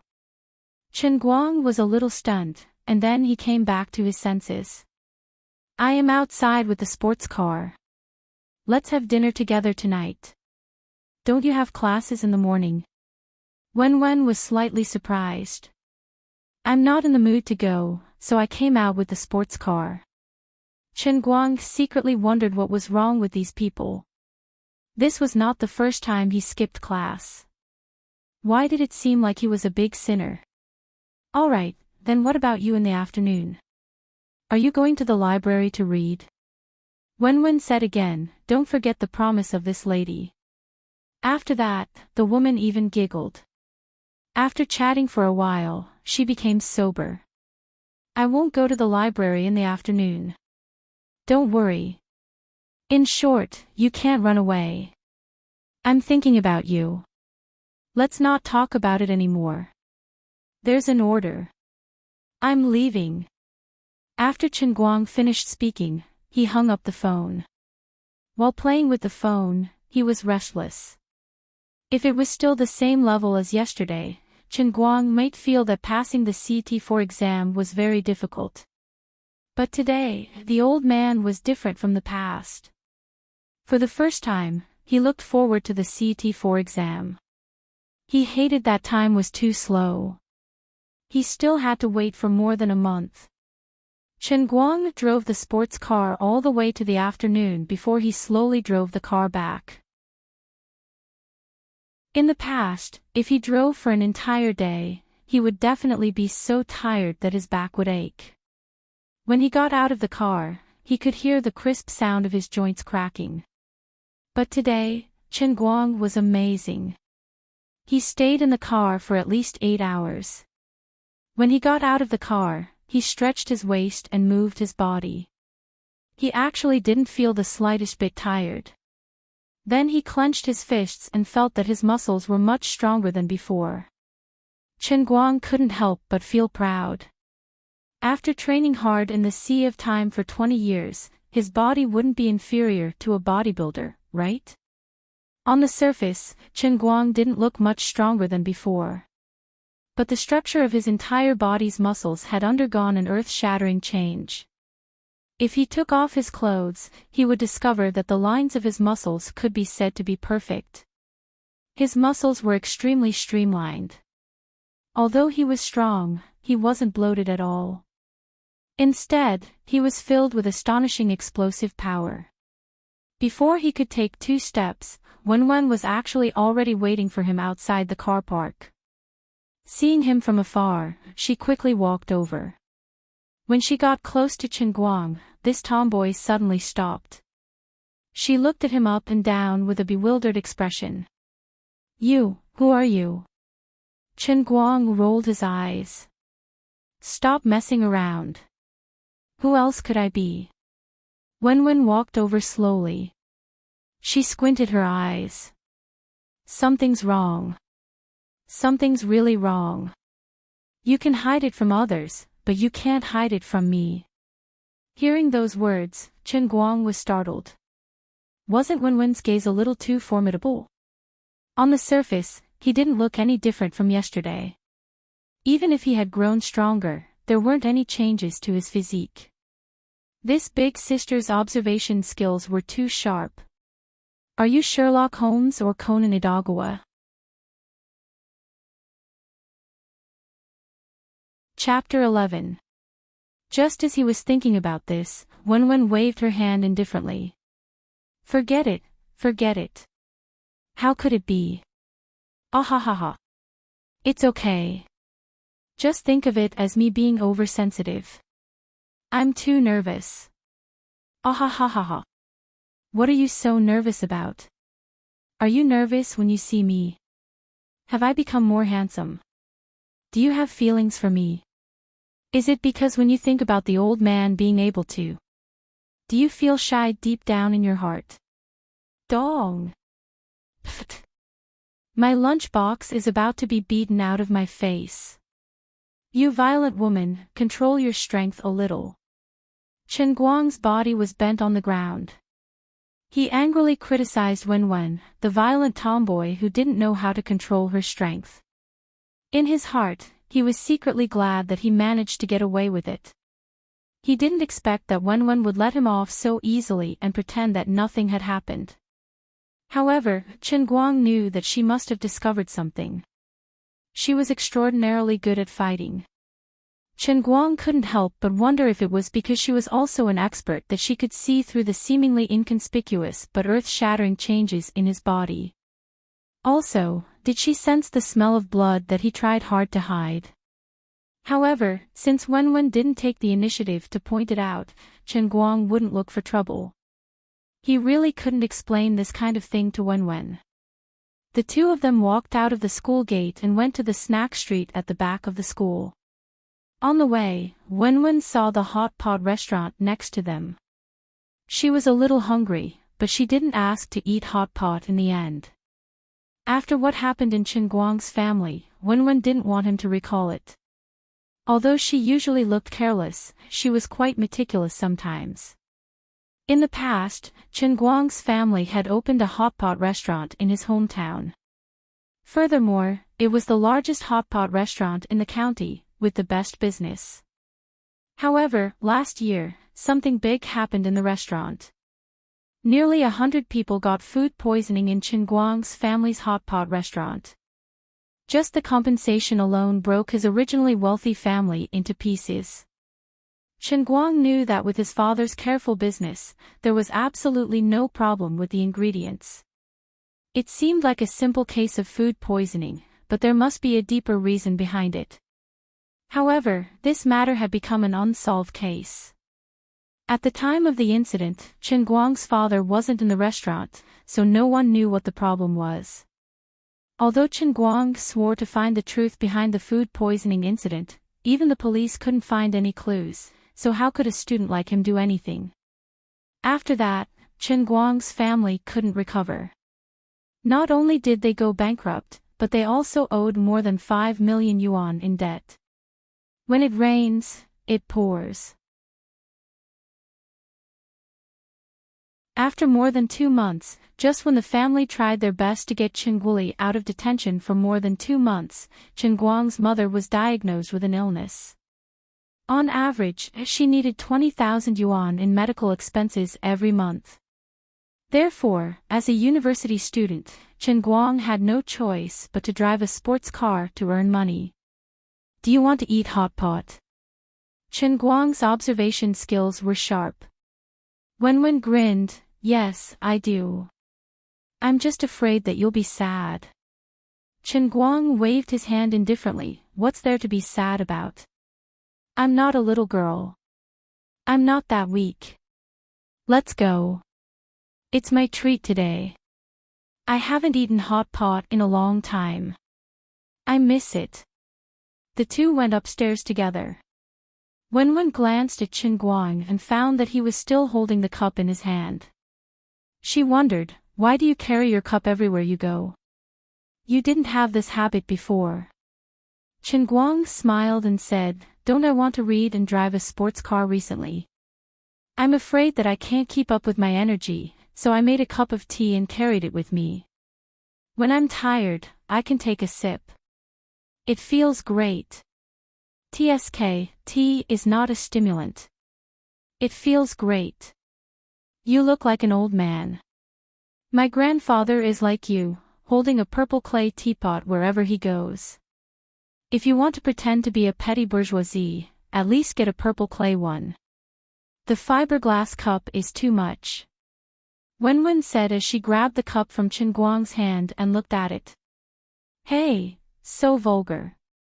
What mountains and rivers, plums, orchids, bamboo and chrysanthemums. You actually printed a picture of a beautiful woman dressed so skimpily. It's simply vulgar. Aren't you afraid of embarrassing yourself?" Wenwen said in a disdainful tone as she played with the cup. Chen Guang snatched the cup back in his hand angrily. "What do you know? This is what I like. A fair and graceful lady is a gentleman's match." He was panicking. He was afraid that when Wenwen played with the cup, the Emperor of the Azure would suddenly make a move. Fortunately, the Emperor of the Azure might be busy at the moment and didn't notice that someone was criticizing him outside. Otherwise, the words "vulgar" would be enough to make that crazy woman, oh no, the goddess of the Azure, jump up and down. After a full meal, Wenwen dragged Chen Guang to the library again. Regardless of whether he was willing or not, she forced him to look at the revision materials for level 4. In order not to let Wen notice the abnormality in his body, Chen Guang deliberately did many wrong questions on purpose. It wasn't easy for him to muddle through. When the two of them separated, Wen seemed to want to say something but stopped. She still wanted to test Chen Guang's body to find out what had changed. But in the end, she glanced at the small forest not far from the female dormitory from the corner of her eye. Under the dim yellow streetlight, there seemed to be a black shadow flashing by. Wen didn't say anything in the end and went straight upstairs. After getting through with much difficulty, Chen Guang let out a long sigh of relief in his heart. He turned and walked towards his dormitory. In the past, when he was still an ordinary person, Chen Guang felt that it was strange for a girl like Wen to be so good at fighting. Now, he had become a very good fighter, especially since he had learned a lot of fighting skills from Captain Annie on the Royal. He could clearly feel that Wen, this tomboy, was clearly a martial artist from time to time. And it wasn't just for show, it was definitely quite fierce. He had never asked her what her family did. He only knew that she had a very powerful background and was very powerful. Now it seemed that it wasn't that simple. Just as he walked forward with his head down in a daze, two people suddenly appeared in front of him and blocked his way. Looking up, it was actually Zheng He again. He brought people to stir up trouble again. He was like a ghost that wouldn't go away. Last time, he had brought 5 sports students with him, but they were beaten to a pulp by him. This time, Zheng He only brought 1 person and still dared to come. It seemed that he had found an expert. At this time, Chen Guang was walking to the small path behind the male dormitory. At this time, there weren't many people coming and going. Of course, even if he was seen, Zheng He didn't care. No one in the school dared to interfere with his affairs. Chen Guang, you won't be so lucky this time. Zheng He stood there with his hands crossed, a sneer on his face. The person beside Zheng He wasn't tall, only 1.75 meters, a little shorter than Chen Guang. He didn't look very strong, but the martial arts suit he was wearing revealed his identity. He was a martial artist. This person had his hands behind his back, his face raised high, his nostrils facing Chen Guang, his eyes slanted, his legs slightly open, and a pair of cloth shoes on his feet. Although he wasn't tall or strong, but this simple movement and posture gave people a feeling that he would hurt people at any time. I heard that you always have a stick with you, but it's useless in front of our Korean national martial art, Taekwondo. I will break every bone in your body, inch by inch. The man spoke in broken Chinese and arrogantly said.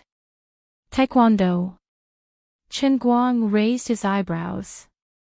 This time, the person Zheng He found was really a professional. But, so what? I don't have a stick with me, but so what? Chen Guang, this is the president of our school's Taekwondo club, Mr. Kim Jongpan from Korea, 3rd Dan Black Belt. Later, you can have a good taste of Mr. Kim's skills. Zheng He saw that Chen Guang wasn't very nervous, so he thought he didn't know how powerful he was, so he deliberately said, let me tell you, your stick is only useful against ordinary people, but it is meaningless in front of a real master like Mr. Kim. Mr. Kim, do it, break his legs. Zheng He obviously didn't want to waste any more time, so he directly asked Kim Jongpan to do it. Chen Guang's eyes turned cold. Interesting, as the second officer of the Royal, he had killed more or less hundreds of people in the Sea of Moments, and the number of times he died was as high as 95 times.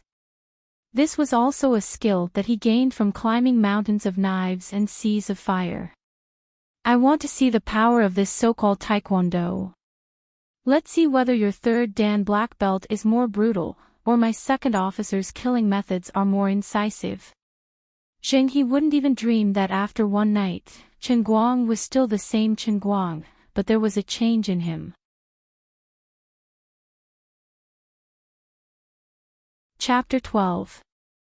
In another corner that no one noticed, Wenwen was stretching her head and looking over. If it was in the past, seeing that Qin Guang was blocked by Zheng He and his men, Wenwen would have already rushed out. But today, Qin Guang gave Wenwen a different feeling. She also wanted to see what changes had happened to Qin Guang. However, the moment Kim Jongpan made his move, Wenwen's heart tightened and she wanted to rush out. Because she could clearly see that Kim Jongpan's move was extremely ruthless. It was obvious that he wanted to severely injure Qin Guang the moment he came. Damn it, Zheng He wanted Qin Guang's life. Although she already knew that Zheng He was arrogant and domineering, Wenwen really didn't expect him to be so daring. He actually let Kim Jongpan hit him hard. When Wenwen wanted to make a move, it was already too late. On the other side, Kim Jongpan had already leaped into the air. His right leg drew a semicircle in the air and chopped down towards Qin Guang's shoulder from top to bottom. In Taekwondo, the most important thing was the leg technique. Kim Jongpan's movement was big and wide. The twisting of his body allowed the strength of his leg to be exerted to the extreme. The whip kick even brought along the whistling sound of the wind. If he was hit directly, perhaps dislocating his shoulder would be a light punishment. It was very likely that Qin Guang's collarbone would be broken in an instant. It's over. Wenwen was at least 50 meters away from here. She watched as Kim Jongpan's chop was getting closer and closer to Qin Guang. Her body was a little weak. At this moment, Qin Guang, who was frozen on the spot, suddenly moved. He casually threw the cup in his hand onto the flower bed beside him. He didn't make any fancy movements, but he took a step forward and placed his hands on his shoulders. Humph. You want to catch my leg so easily. See if I don't break the bones in your hands. Kim Jongpan thought to himself as he watched coldly, his movements still smooth. With a muffled sound, Kim Jongpan's kick landed on Qin Guang's forearms. Contrary to his expectations, Qin Guang's hands were slightly lowered, and his entire body was a few centimeters shorter. He actually caught Kim Jongpan's powerful and heavy kick. What? Kim Jongpan was shocked. Just now, he had underestimated his opponent, so he used this rather arrogant move at the first sight. After all, Zheng He had told him that this was just an ordinary college student. Although he fought very fiercely, he was just an unorthodox Taekwondo master. He could not be mentioned in the same breath as Kim Jongpan, a Taekwondo master who had gone through orthodox training. In the end, his leg was blocked. I'll let you be arrogant. Qin Guang roared, and both of his hands grabbed fiercely, pressing Kim Jongpan's right leg on his shoulder. He suddenly stretched out his left hand and grabbed Kim Jongpan's collar from the bottom up. His right hand exerted force and pressed Kim Jongpan's upper body from top to bottom. At the same time, Qin Guang lifted his right knee, and his knee was directly aimed at Kim Jongpan's spine. If this knee was solid, Kim Jongpan's spine would definitely be broken. Seeing that the situation was not good, Kim Jongpan twisted his body, and forcibly turned his body 90 degrees. His left leg was thrown from the other direction, and it went straight for Qin Guang's head. The tip of his foot was aimed at Qin Guang's temple, forcing him to free up his right hand to defend. At the same time, Kim Jongpan exerted force from his waist and abdomen, and bent his back forward. At the same time, he slightly leaned to the side, and just happened to dodge Qin Guang's knee. In the instant that they exchanged blows, Kim Jongpan knew that he had been tricked by Zheng He. He was not an ordinary person. Although he did not know what sect this guy was from, the methods he had displayed showed that this person was definitely an expert. His reaction was extremely fast, and his methods were fierce. Even if he did not know what sect he was from, and could only be classified as unorthodox, this was definitely an unorthodox method that had been tempered hundreds and thousands of times. It was a real killing method, and in terms of realm, it did not lose to the so-called Korean judo or taekwondo at all. However, after I break free, I can still use my mid-range leg technique to defeat him. Just as Kim Jong-pan was thinking about this, after blocking his left leg with his right hand, Chen Guang actually used both his left and right hands to grab both of his legs. Then, he pounced forward, and with force from both hands, he grabbed Kim Jong-pan and threw him straight down. Moreover, because Chen Guang was moving straight forward, as he swung Kim Jong-pan's body like a hammer, Kim Jong-pan's back slammed into Zheng He, who was watching from behind in a daze. Zheng He could not dodge in time, and was hit by Kim Jong-pan's back. On the other side, Chen Guang had already let go. Taking advantage of the moment when the two of them collided, his body retreated slightly, and he raised his leg again. A powerful and heavy kick landed on Kim Jong-pan's lower abdomen. With a pu sound, Kim Jong-pan felt as if his intestines were about to be kicked out. He was blasted backward by the force, and he slammed into Zheng He, who had already fallen to the ground. Cough, cough, cough, cough, cough. Kim Jong-pan turned over, clutching his stomach as he lay on the ground, coughing desperately. Chen Guang's kick had already left him with internal injuries, causing him to lose the ability to resist for a moment. A moment of underestimation caused Kim Jong-pan to suffer a crushing defeat. Although Chen Guang's methods did not have any patterns, and seemed very barbaric, it was still effective. This was the fighting technique that he had learned on the An Royal for 20 years. It did not need to be fancy, nor did it have any style, but it was extremely practical. If it was not for the fact that he did not have a suitable weapon in his hands, Kim Jong-pan would have been a corpse on the ground by now if he really fought with his life on the line. Wen, who was rushing forward, suddenly stopped. With a flash, she hid behind a big tree. Her heart was pounding. In this short moment, she saw a completely different Chen Guang from the past. What exactly happened to him? Wen was puzzled, but she knew that nothing would happen to Chen Guang today. The one who would be at a disadvantage would only be Zheng He. On the other side, although Zheng He was knocked to the ground, he was not injured, but he was shocked. He knew how powerful Kim Jong-pan was. Otherwise, he would not have brought only Kim Jong-pan this time. However, he never expected that this Taekwondo 3rd Dan black belt expert would be easily defeated by Chen Guang with just a few punches and kicks. At this moment, Chen Guang stood in front of him and slapped him hard on the face. Zheng He, I said that I wanted to kill you. Did you not believe me? Zheng He was stunned by Chen Guang's sudden slap. He sat on the ground, covered his face, and looked at Chen Guang. You, hee, what about you? Do you think I am joking with you? You brought people to find trouble with me again and again. Didn't I just make you lose face in front of Wen? You want to break my hand. Break my leg. Is it great to be rich? Can money really make a dog's gut so strong? Have you ever thought that since you are so rich, if you really force me into a dead end, I will drag you down to hell with me? What would that feel like? Anyway, I am also a poor wretch, right? You don't even give me a way out. Then should I just die with you? That would be more straightforward and end all troubles once and for all. Chen Guang grabbed Zheng He's collar and lifted him up. He looked down at him and stared at him with a dangerous glint in his eyes. After fighting in the Sea of Moments for 20 years and killing hundreds of people with his own hands, he released his murderous aura without holding back.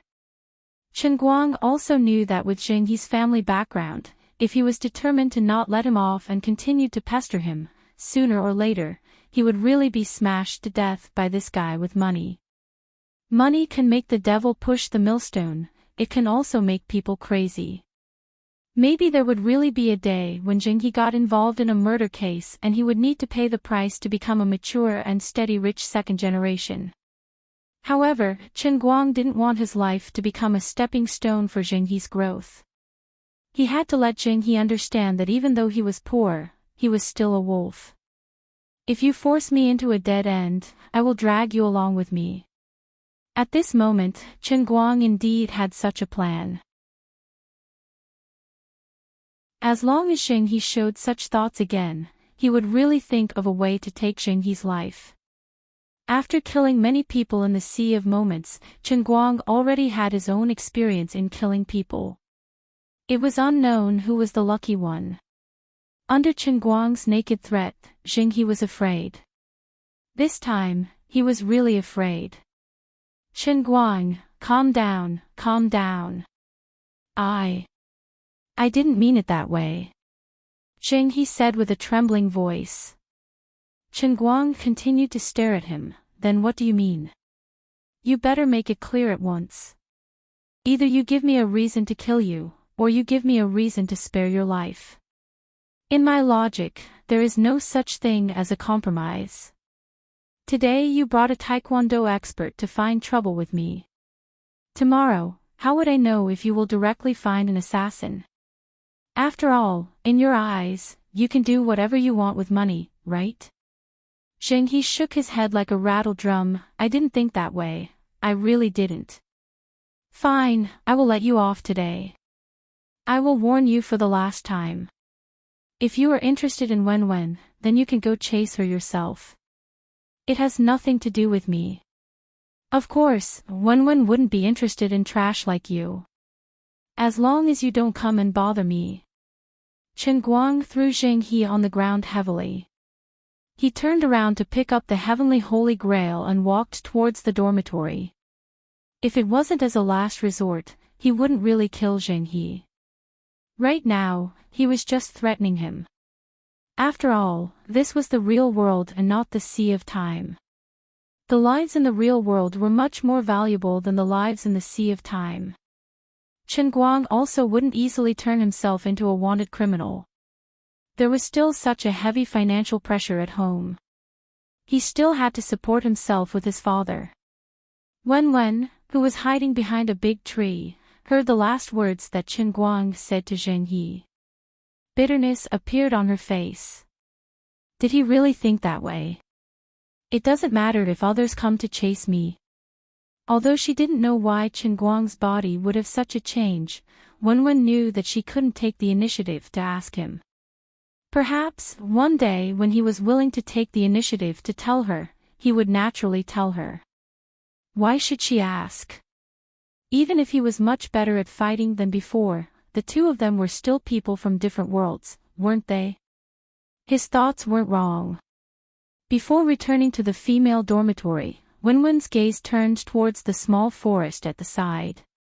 After a moment of silence, she said, Second uncle, help me give a call to Zheng Yunhao from New Ray. Tell his son to behave himself and not do anything too out of line. Otherwise, I won't be so easy to talk to. Little one, that Chen Guang has hidden himself very well. Should I? In the darkness, a deep voice of a middle-aged man sounded. Wenwen's eyes widened as if her reverse scale had been touched. He is my friend, just a friend. You don't need to test him. All right. The middle-aged man's voice sounded a little unwilling, but he didn't say anything else.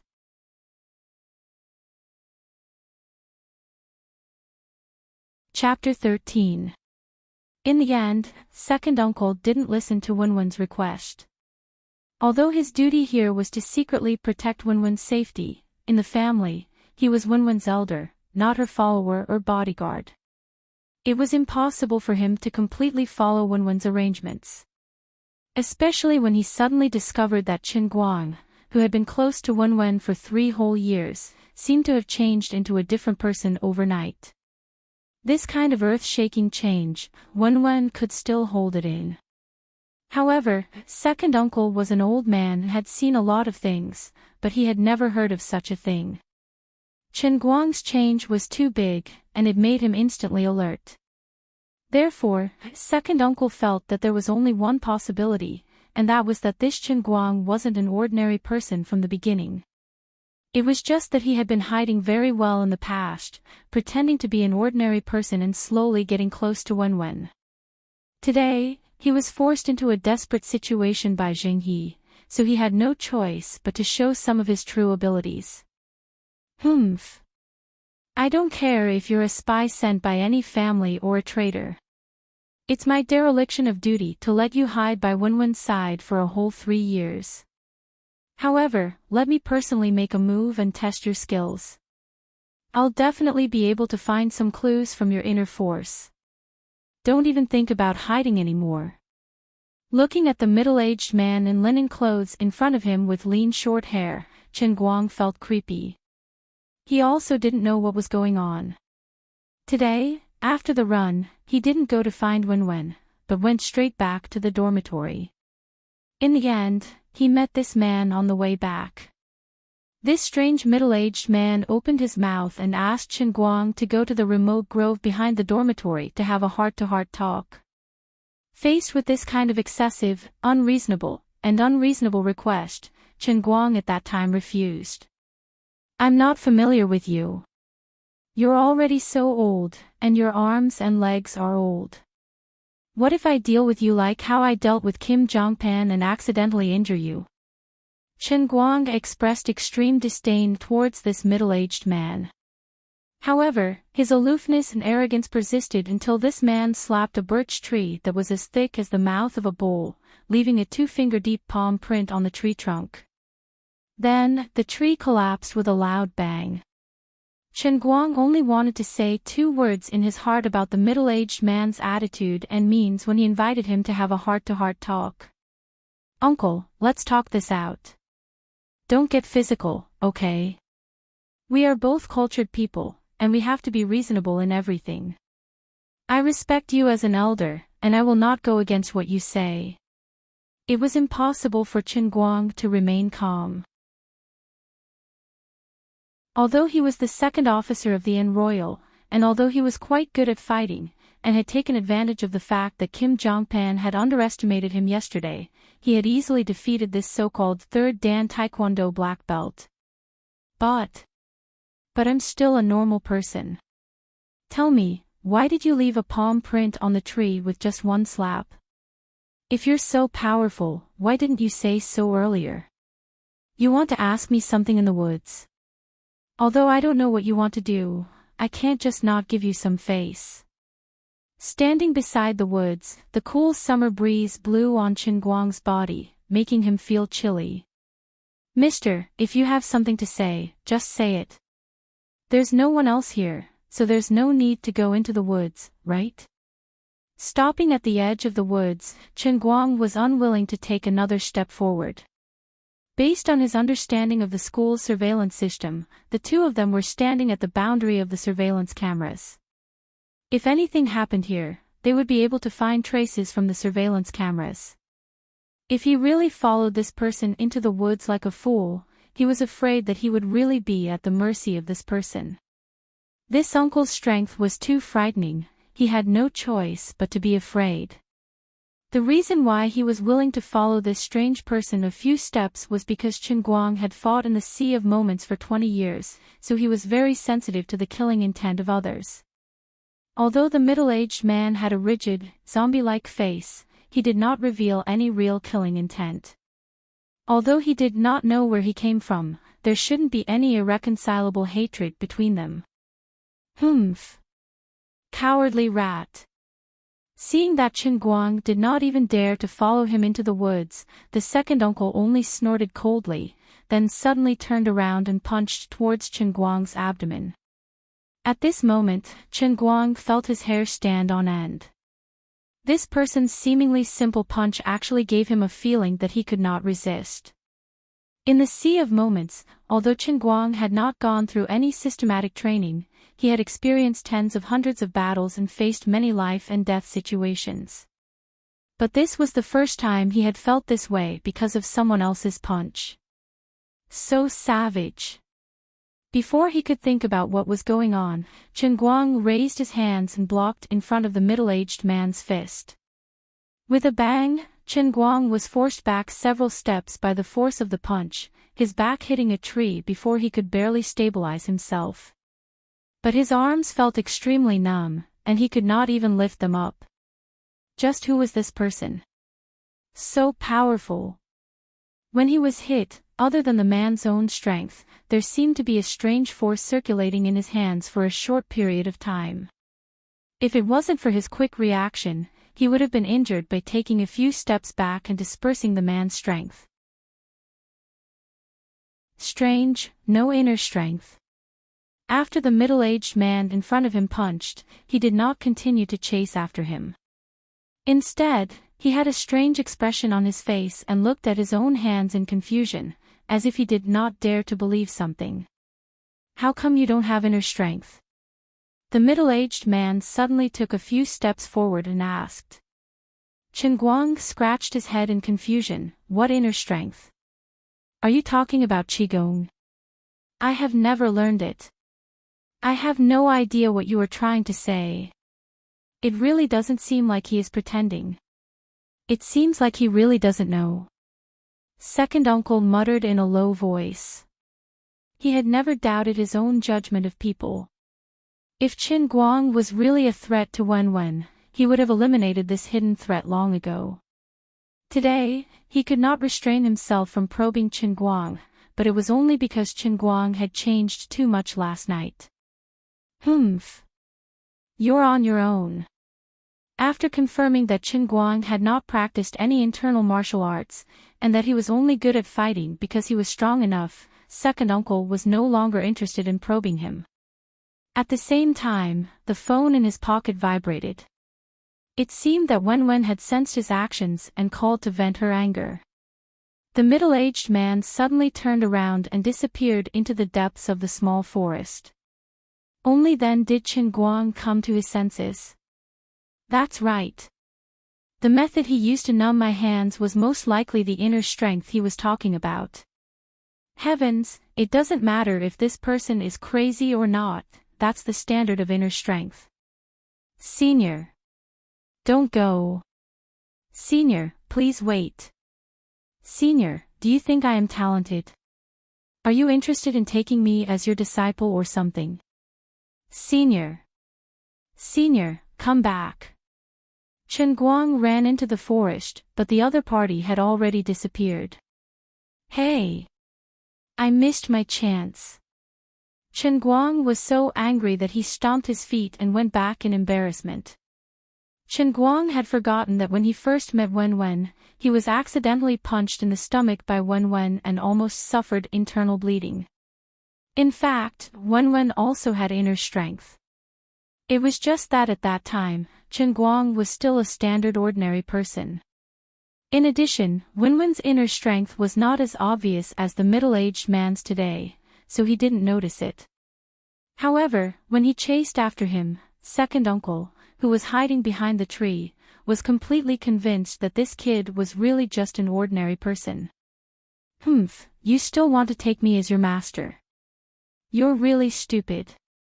Aren't you surrounded by the eldest daughter of the Wen family? If you want to learn, go learn from her. It's good enough that I don't beat you up, but you still want to learn inner strength from me? Dream on. Although I don't know why little one doesn't want to teach me, I don't have to be a good person, right? Second uncle Wen rubbed the knuckles of his right hand and grinned. Although this brat had never practiced inner strength before, how could his bones be so hard? I knocked them until they were bruised.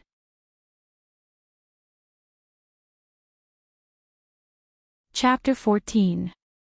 For the next 2 days, Chen Guang's life didn't seem to have changed much. The person was still the same person, the car was still the same car.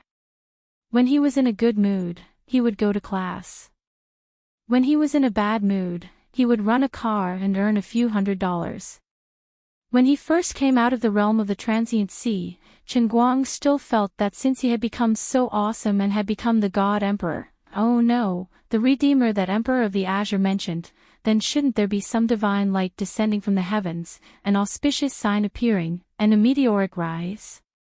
This kind of thought was the most intense after he easily knocked Kim Jong-pan to the ground with just a few punches and kicks. Of course, just as he was about to float away, second Uncle Wen taught him a lesson. Yes, you are indeed a redeemer. After being tempered by the realm of the transient sea, you are no longer the same as before, but you still can't leave such a deep mark on the tree with just one slap. But what really made Chen Guang slowly wake up was not only this matter, but in these few days, he realized that he didn't become particularly cool. The matters at home were still there, the financial gap was still so big, he didn't have the ability to cure his mother's illness, and he also didn't have the ability to wave his hand and make a few million to pay off his debts. If he had to go to a sports car, he still had to run. If he had to go to class, he still had to go. In the end, he was still a seemingly ordinary university student. The unusual excitement in Chen Guang's heart gradually calmed down after a few days of settling down. Rice must be eaten bite by bite, the road must also be walked step by step, not thinking in his heart, I am awesome, I am against the heavens, I can really be invincible in the world with a blink of an eye. But he wasn't in a hurry. The female rogue also said that what awaited him next was the test of the 3,000 worlds. Just the first transient sea had already made such a big change in him. According to the naughty nature of the blue cat, there might really be another 2,999 tests waiting for him. As long as he completed the test of the heavenly holy grail step by step, sooner or later, he would be able to slowly become stronger. He just didn't know when he would be able to be like that middle-aged man and possess that so-called inner force. Chen Guang was not anxious at all. He was only looking forward to the next trial of the heavenly holy grail. Although the female gangster was not very reliable and spoke without rhyme or reason, the power of the heavenly holy grail could not be faked. In the blink of an eye, it was the weekend. While Bai Nyangzi, Xionger, and Xiao Linzi were happily playing Dota 2, Chen Guang drove out early. Children from poor families should take charge of the household early. The time to pay the medical fees to the Puss Corporation was getting closer and closer. Yesterday, Chen Guang and his dad checked the accounts together. There was still a gap of about 1,000 yuan in cash. Chen Guang planned to take advantage of the weekend to run more trips. By next Tuesday, he should be able to collect the 1,000 yuan. He was a little tired. After calculating, he would have to run for at least 20 hours in these 2 days. But with his current physical condition, he should be able to withstand this kind of continuous driving. If he were to say tired, how could he not be tired? But if he were to say bitter, Chen Guang did not feel bitter at all. He knew that every kilometer he ran now was like a pill entering his mother's mouth. According to the Puss Corporation and the doctor, although this chronic disease was difficult to cure, as long as she persisted in taking the medicine for another 3 years, the dosage could be gradually reduced. After 5 years, perhaps she would only need to take another special medicine every month. At that time, his mother would completely recover to a normal person. Thinking of this, Chen Guang felt that his hand holding the steering wheel became stronger. At this time, he was slowly circling the road around Painting Lake. He had just gotten off the car here.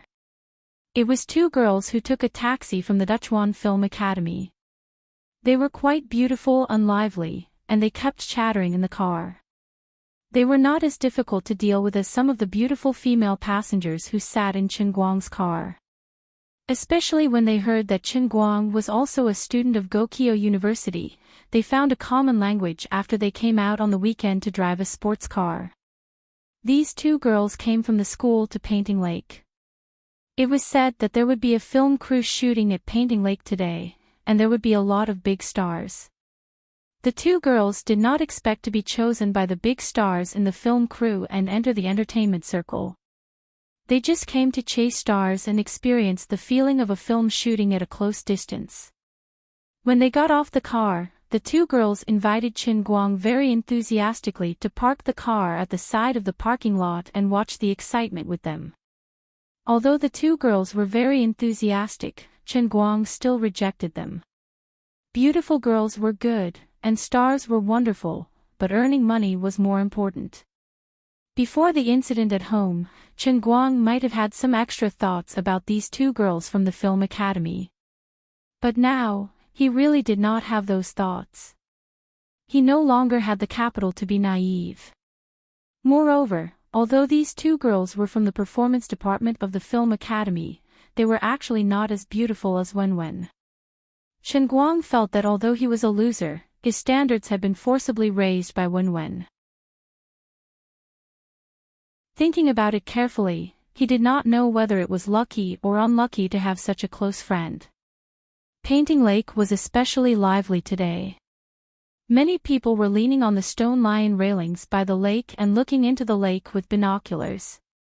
There were also many young and old people who were commenting on the lake. Even the Tonghulu seller was especially enthusiastic. It was obviously the work of the film crew. Thinking of the two stars' names, Chen Guang was actually a little tempted. But in the end, he decided to turn around and drive somewhere else.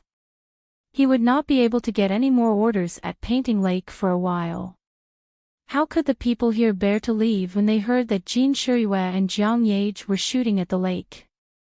That was Jin Shiyue and Jiang Yage. In the whole country, celebrities were like carps crossing the river, but there was only a small group of people who could really remember their names, remember their looks, and even be familiar with them. Jin Shiyue and Jiang Yage belonged to the top of this small group. Although these two people were not even 20 years old, they had already debuted 10 years ago. At that time, the two of them were still child stars. They played two little maids in the popular TV series, Princess in Arms, 10 years ago. From then on, the two of them had an unstoppable path to stardom. They appeared in TV series and movies one after another. It was unknown whether it was God's blessing, but the two of them were simply lucky. The TV series and movies they appeared in were very popular, making the two of them even more dazzling. But this was still not the main reason why the two of them became national idols. After all, the impression they left on the world was still at the level of two young girls who were very good at acting. In this world, they were not the only ones who could act. It was not until 2 years ago that the two of them released a music album as an idol group for the first time. Only then did the world realize that the two young girls who were thought to only be able to act could actually sing so well. What was even more commendable was that they wrote and composed nearly half of the songs in their albums. At the end of the year, the duo Left and Right Hand swept the annual Golden Melody chart in one fell swoop, winning 3 awards: Best Album, Best Artist Group, and Best Single. Everyone suddenly realized that not only could they sing and write songs, but they really had the ability of a music industry superstar. The result of the blossoming of film, television, and singing pushed the two young girls who were only 18 years old at that time to the peak. The world finally understood that the two young girls who were very good at acting were not simply good at singing. The fact that they swept the Golden Melody Awards was a direct reflection of their ability and excellent market response. For a moment, there was a burst of exclamation in the music industry. The film and television industry was even more surprised. These two young girls actually had this kind of talent behind the scenes. They were good at acting, at the level of a movie queen; they were good at singing, at the level of a heavenly queen; they were good at composing, at the level of a master. When so many factors appeared in the same two people, the brewing chemical reaction was beyond imagination. Since then, no one could stop the Left and Right Hand from sweeping the country. In addition, Jin Shiyue had a gentle temperament. Every move she made exuded the aura of a lady from a respectable family. Jiang Yage was cheerful and lively. Just by standing there, she made people feel that she was full of energy. The two of them had their own characteristics. Ever since their debut, there had never been any negative rumors about them. This made the left and right hand duo become an idol and strength duo that was suitable for all ages. Although Chen Guang was not a fan of celebrities, he had long heard of these two names. When he drove, he would occasionally play the duo's songs. They were indeed very pleasant to listen to. However, celebrities were like the clouds in the sky. No matter how beautiful they looked, they couldn't be seen or touched. So it was better for him to earn some money to support his family. Just as Chen Guang sighed, a violent explosion came from the lake, as if something had exploded. Immediately, the crowd surrounding the stone lion fence suddenly let out a burst of screams. The screams came abruptly, but they came one after another. Some timid girls even screamed at the top of their lungs while their bodies went limp and they lay on the ground crying. Chen Guang's heart trembled. Something had happened.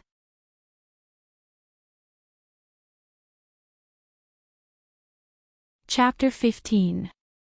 Chen Guang didn't care if it was against the rules or not. He turned the car around and parked it at the curb near Painting Lake. He jumped out of the car, locked it, and rushed to the stone lion fence. He stared at the lake. In the middle of the lake, a pleasure boat was teetering on the verge of collapse. Thick smoke was billowing from the rear cabin. Clearly, the explosion had come from the boat. Chen Guang narrowed his eyes and looked carefully. He realized that the lake water was rapidly pouring in from the bottom of the boat. The boat was sinking at a speed visible to the naked eye. Based on the current speed, the boat, which was worth millions, would sink completely in less than a minute or two. It was a mess on the boat. Many of the crew members were at a loss. Some wanted to jump into the lake, while others tried to run to the bottom of the boat to plug the hole. What happened? What happened? After all, Chen Guang hadn't seen the scene of the incident first. He only felt that the scene was a little shocking, so he pulled an old man beside him and asked. The old man let out a long sigh. Oh no. Oh no. Everything was fine just now. I don't know what happened, but the back of that beautiful boat suddenly exploded. There were so many sparks. I don't know what happened, but it's definitely not good. Chen Guang sighed. It was about the same as he thought. It was most likely the boat's rear engine had exploded. He just hoped that the people on the boat weren't injured. The lifeguards on the opposite shore had already gone into the water. Some onlookers who knew how to swim also took off their clothes and prepared to go into the water to save people. The crew was filming on the boat. There were at least 30 to 40 people on it, and there were definitely a few who knew how to swim. Looking at the location of the explosion, no one was injured. With so many people going into the water, there shouldn't be any deaths. This was a matter of human fate. People were made of flesh. Although he wasn't familiar with the people on the crew, he was relieved after confirming that nothing serious would happen to them. Just at this moment, someone cried out in alarm. That's not right. Something doesn't seem right. When the explosion happened, the two beautiful female celebrities were still hanging from the wire. That's right, look over there, the two of them are still in midair while holding each other's hand. Jin Shiyue and Jiang Yage were the prettiest female stars in the crew. Chen Guang looked up. Sure enough, the two girls were dressed in ancient chivalrous costumes. They were hugging each other in midair, trembling in fear. Jin Shiyue seems to be trying to help Jiang Yage untie the wire with trembling hands. However, the more nervous she is, the more her hands tremble. After searching for a long time, she can't even find the end of the wire rope on Jiang Yage. It just so happened that the pleasure boat was in a mess. Everything had happened so suddenly that everyone's minds were in a mess. No one remembered to put the two of them down. Director Big Beard, on the other hand, was calm. He was yelling at the top of his lungs, as if he was pushing a prop master towards the console, trying to get him to put the two girls down. It's definitely those two. This bunch of idiots, why are they panicking? As a fan of the two of them, Chen Guang's heart couldn't help but tighten. The pleasure boat was about to sink. Once it was completely submerged, it would be impossible to put the two girls down.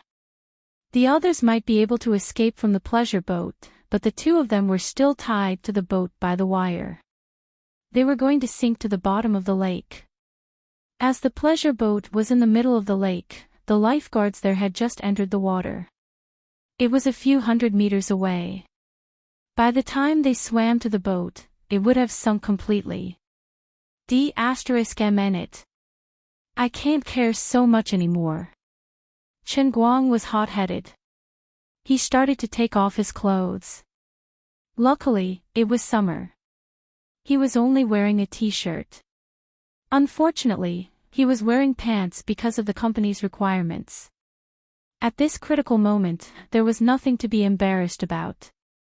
He quickly took off his pants. Chen Guang stuffed his clothes and pants into the hands of the old man who was talking to him earlier. He said, "Old man, help me carry my things. I'm going to save them."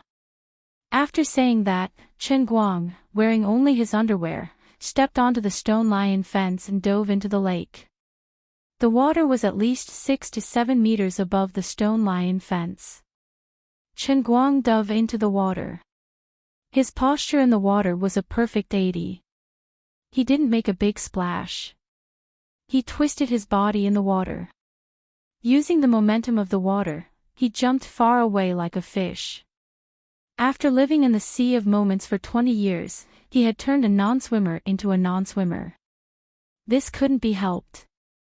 There was no land in the Sea of Moments. Almost everyone knew how to swim from birth.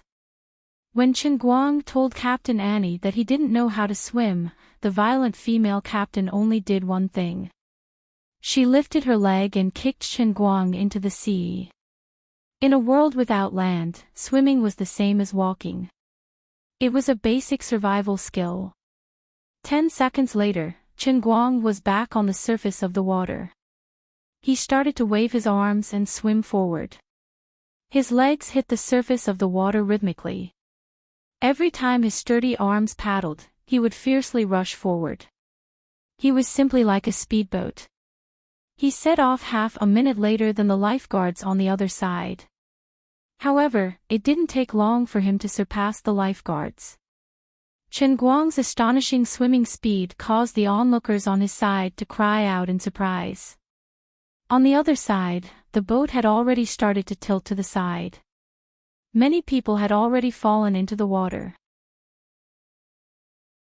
However, what really worried people were the two girls who were still tied to the wire. Just when Chen Guang was about 50 meters away from the boat finally flipped over with a loud bang. The luckier ones who were still on the pleasure boats were able to jump out from the side of the boat. The unluckier ones were knocked down by the things on the flipped pleasure boats, causing them to sink into the water. Perhaps there were even more unlucky ones who had their clothes hooked on. Of course, no one was as miserable as the two female celebrities who were still tied to the wire. These two people were the highest from the water. As the boat flipped over, the two of them were slapped on the water one after the other. With 2 slaps, they were dragged into the water by the pole of the wire. For a moment, screams and screams could be heard all around the lake. Director Big Beard seemed to know how to swim. He desperately paddled along the side of the boat, then clenched his teeth and dived into the water again. The people in the crew who knew how to swim did the same, but they weren't professional frogmen. Moreover, they were trying to save people on a boat that was sinking. It was more likely that they would be accidentally crushed by the boat and lose themselves. In the end, their efforts would only be in vain. If that was the case, everyone else could still be saved. However, Jin Shiyue and Jiang Yage were in a dangerous situation. Chen Guang felt a strong wave coming towards him and knew that the boat had finally sunk. He clenched his teeth and increased the speed at which he swung his arms. He adjusted the rhythm of his breathing. He was really in his best swimming state. Who is that? He's so fast. At that moment, the people on the other side finally noticed Chen Guang, who was quickly approaching. The people with binoculars could even clearly see the anxious expression on Chen Guang's face from time to time as he paddled quickly. At that time, the nearest lifeguard was at least 100 meters away. For a moment, many people put their hopes on Chen Guang. No one knew who started it, but cheers gradually came from the shore. Without anyone directing them, the cheers slowly became uniform. This wasn't the Olympics, but they weren't fighting for time, but human lives. The two people were now completely submerged. Although the water quality of Painting Lake was good, the visibility was less than 3 meters. Just the pole of the wire was more than 3 meters high. Chen Guang knew that although there were many people in the water, he was the only one who could save Jin Shiyue and Jiang Yage in the water. There was no other reason. Since he was in this situation, he had to save the lives of these two people no matter what. Finally, he got close to the boat. At that moment, the boat was completely turned upside down. Even the bottom of the boat was already more than a meter underwater. Chen Guang calculated the time. Since Jin Shiyue and Jiang Yage had sunk into the water, it had been about 20 seconds. Every second was a matter of life and death. With a fierce plunge, Chen Guang dove into the water. You guys have to hold on a little longer.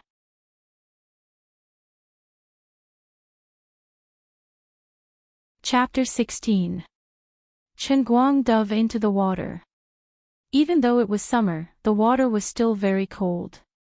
Chen Guang exerted strength in his legs and dove down a large distance. At this time, the pleasure boat was still in the process of sinking. About 10 seconds later, Chen Guang rushed to the side of the boat. There was a crew member struggling to get out from the side of the boat with great difficulty. He was flailing about in the water. When he touched Chen Guang's body, he panicked and tried to pull Chen Guang with all his might. Fortunately, Chen Guang was a good swimmer and had great strength. He restrained the man in one move and pushed him up. This probably helped him find the right direction. The rest would probably have to rely on him to swim to the surface. Chen Guang struggled to open his eyes in the water. He narrowed his eyes and looked around. He took in the current situation and made a decision in his heart. Underwater, even though it was afternoon, visibility was very low. Chen Guang could only vaguely see 3 people struggling under the deck of the pleasure boat. These people might have been pushed down by the boat, or their clothes or pants might have been caught by the structure of the boat, or they might have been injured in the process of the boat toppling and couldn't break free. There were 2 other people further down. They must be Jin Shiyue and Jiang Yage. Before they sank into the water, the 2 of them were tightly hugging each other. However, it seemed that the shock when they hit the surface of the water was too strong, and the 2 of them were separated. Looking at them vaguely, the 2 of them didn't seem to have lost consciousness and were still struggling with great effort. Chen Guang didn't choose to save the 2 of them first. Even though they were national idols, in Chen Guang's eyes, the lives of ordinary people and the lives of so-called celebrities were not important. He decided to save the other 3 crew members first. The reason was very simple. The 2 celebrities were still tied to the wire. It wouldn't be easy to save them. They were all human lives. It would be easy to save them first. If he could save one more person, it would be one more person. As for who would survive and who would die in the end, Chen Guang couldn't care less. After all, he wasn't familiar with any of the 5 people trapped in the water. He wasn't a saint. If it was Wenwen, his roommates, or even his classmates, Chen Guang would definitely save those who were closer to him first. It didn't take much effort to save the first 3 people. It only took about 30 seconds. He pulled them out. Just like the previous person, he just pushed them to the surface. At this time, the lifeguards should be almost there. When Chen Guang pushed them out, he helped them adjust their sense of direction. They basically just had to follow the direction Chen Guang gave them. People who had drowned before would understand that people who didn't know how to swim would quickly fall into a state of panic when they sank into the water. They would easily lose their sense of direction. In addition, people would always have a strong desire to breathe. However, when they sank into the water, their minds would be blank. There was only a strong desire to survive burning. However, it was this desire to survive that made things worse. The more they wanted to live, the more they struggled. They desperately wanted to breathe. They desperately opened their mouths to breathe, but they could only let the water flow through their nostrils and mouth into their stomachs. If there was no one to stop them, it was possible that they would struggle deeper and deeper into the water. Chen Guang helped these people stabilize their bodies. He found the direction to go up and gave them a push to float. With the help of many professional lifeguards, they should be almost out of danger. Next, it was time to save the two celebrities who were in the most dangerous situation. At this time, the pleasure boat had sunk to a depth of about 10 meters. It was pitch black, and they couldn't even see their fingers. Fortunately, Chen Guang remembered the position of Jin Shuyue and Jiang Yage, who were tied to the wire. He moved along the other side of the deck. At this time, Chen Guang had been holding his breath for almost a minute. The two people had been holding their breath for 1 minute and 20 seconds. Their lives were in danger. In the darkness, when Chen Guang approached the two of them, he was blessed by the heavens that the two of them were together again. One of them seemed to have completely lost consciousness. The other person could barely move. In the dark, Chen Guang couldn't see who it was. However, the person who could move was hugging the other person. Her hands were weakly moving around behind her, as if she wanted to help the other person untie the wire. Chen Guang's sudden approach made the person who was still conscious ecstatic. She didn't know what she was thinking, but she suddenly pushed the woman in her arms into Chen Guang's arms. This woman. She actually wants me to save the other person and doesn't care about herself anymore. Oh my God. Chen Guang had seen his fair share of good and bad people, but he never imagined that there would be such a person in the world. In the face of a life and death crisis, there was actually someone who was willing to sacrifice herself and give the hope of survival to the other person. She didn't seem to think at all, nor did she have the slightest hesitation. She did it without hesitation. Before this, Jin Shuyue and Jiang Yage were just two female celebrities who could sing well in his eyes. But this time, it stabbed into the soft spot in his heart. He had long heard that the two of them grew up together. Although they weren't biological sisters, their relationship was deeper than family. Now, it seemed that even real family members might not be able to do this. However, since he had swum all the way here, and both of them were beside him, Chen Guang naturally couldn't only save one person.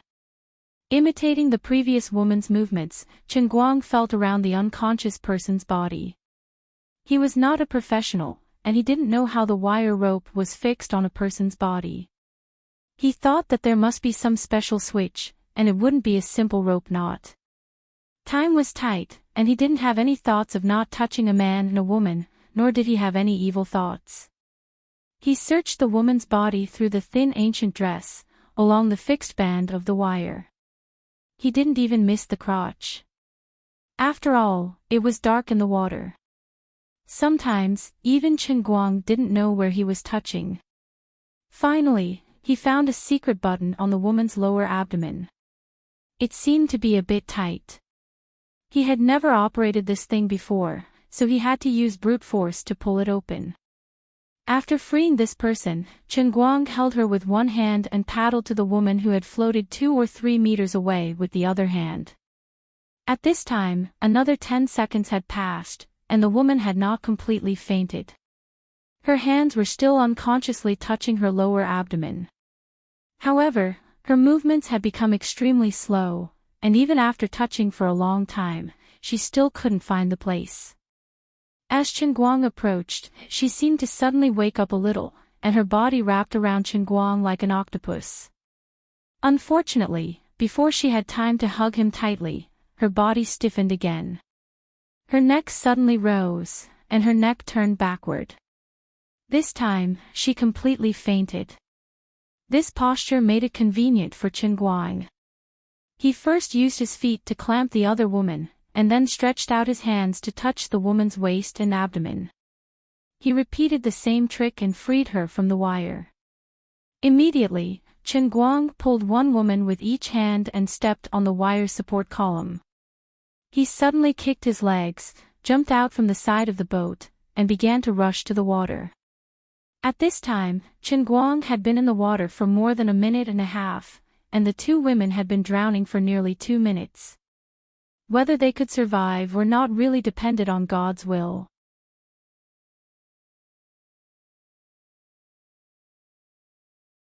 Chapter 17.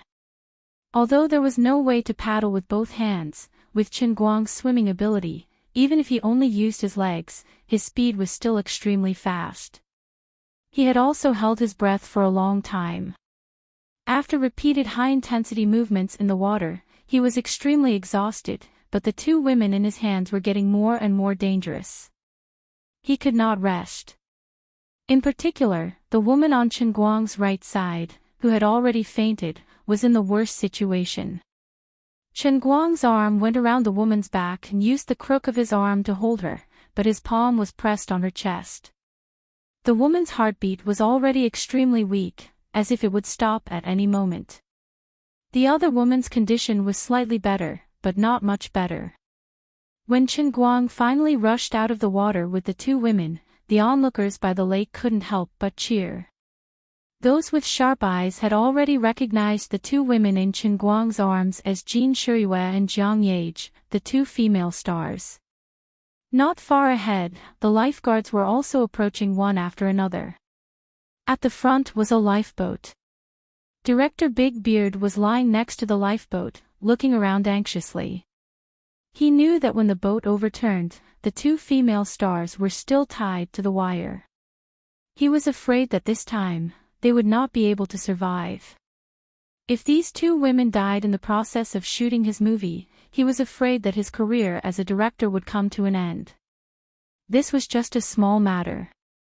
Big Beard, who knew a little about the background of these two women, felt his hair stand on end when he thought about it. His fate would not be as simple as losing his career. When he saw Chen Guang float out of the water with the two women in his arms, Director Big Beard could not believe his eyes. He really did not expect that someone would be able to rescue them, even in his dreams. It was really a blessing from God. However, the person who was the most surprised was not Big Beard, but the onlookers near the place where Chen Guang had entered the water. These people had seen this white stripe enter the water. He was further away from the place where the boat sank, and he entered the water later. The lifeguards who had entered the water earlier had just caught the other people who had floated up from the water, but this man actually rescued the two people who were still tied to the wire. This guy was not a human at all, but a Murloc, right? Oh my God! Hurry! Hurry! Bring them up! Big Beard shouted at the top of his lungs. He almost wanted to grab the steering wheel of the lifeboat. Chen Guang was also a little exhausted at this time. Seeing the lifeboats approaching quickly, he first turned his head and looked around. He first made sure that the 4 people he had sent up previously had lifeguards beside them, then he felt at ease. Immediately, he continued to kick and grabbed the 2 people and leaned towards the lifeboat. It had to be said that not everyone could be like Chen Guang, who could hold a bowl of water calmly in his heart. There was actually a lifeguard who tried to throw away the people in his hands and ran to help Chen Guang. When Chen Guang saw this, he was instantly furious. He kicked the water and shouted angrily, "What are you doing? Look at the people in your hands. Whose F** king life is not a life. Although his hands were pressed on the two stars' full breasts from beginning to end, it was not that he was reluctant to give up the tofu in his hands. With his swimming ability, he could have easily sent the two of them to the lifeboat by himself. The others had struggled to get up, but you left them behind and ran to me to do something meaningless. Do you still have the qualifications to be a lifeguard? Unless I can't hold on anymore, then that's more like it. The lifeguard was scolded by Qin Guang. He also knew that his actions were a bit excessive, so he quickly turned back and did his job. When he turned back to look in the direction of Qin Guang, his pupils shrank. So fast. You're so fast to catch two people. Who the hell are you? Are you an Olympic champion? In the blink of an eye, Qin Guang had actually rushed forward 5 or 6 meters and was already close to the lifeboat. Director Big Beard was about to reach out to pick them up, but Qin Guang's legs fiercely stepped on the water and his whole body jumped up half a meter. He threw the woman, who was in a better condition, onto the boat. This was an air cushion lifeboat, so there was no need to worry about people falling. Qin Guang himself and the other woman sank a little, but his left hand fiercely grabbed the side of the lifeboat and shouted, "You all go to the other side, I'm going to get on the boat." Big Beard and the other two people on the lifeboat knew that Qin Guang was going to exert force, so they quickly moved to the side. At this moment, Qin Guang exerted force with his left hand and jumped with himself and the woman in his right hand. He jumped onto the lifeboat like a carp leaping over the dragon gate. The lifeboat, which was originally not big, suddenly became a little crowded with 3 more people. Qin Guang sat next to the 2 women. Director Big Beard and the other 2 people didn't even have a place to stand. Get out of the way. Get out of the way. These 2 people are going to die. Keep the air flowing. Are you the director? You look like a director. Is there anyone else in the water? Hurry up and see if everyone is here. Hurry up. We don't have much time. Qin Guang was completely in the zone. His mind was only thinking about saving these people, so his attitude was very bad. I don't care who you are, I don't care what kind of director you are.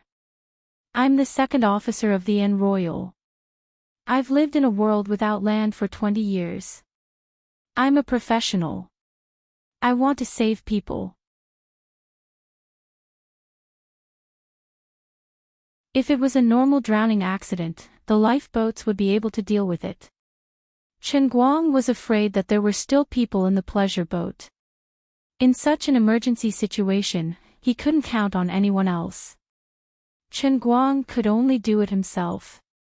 Even though he knew that it was probably too late to go into the water, he still wanted to see the people, dead or alive.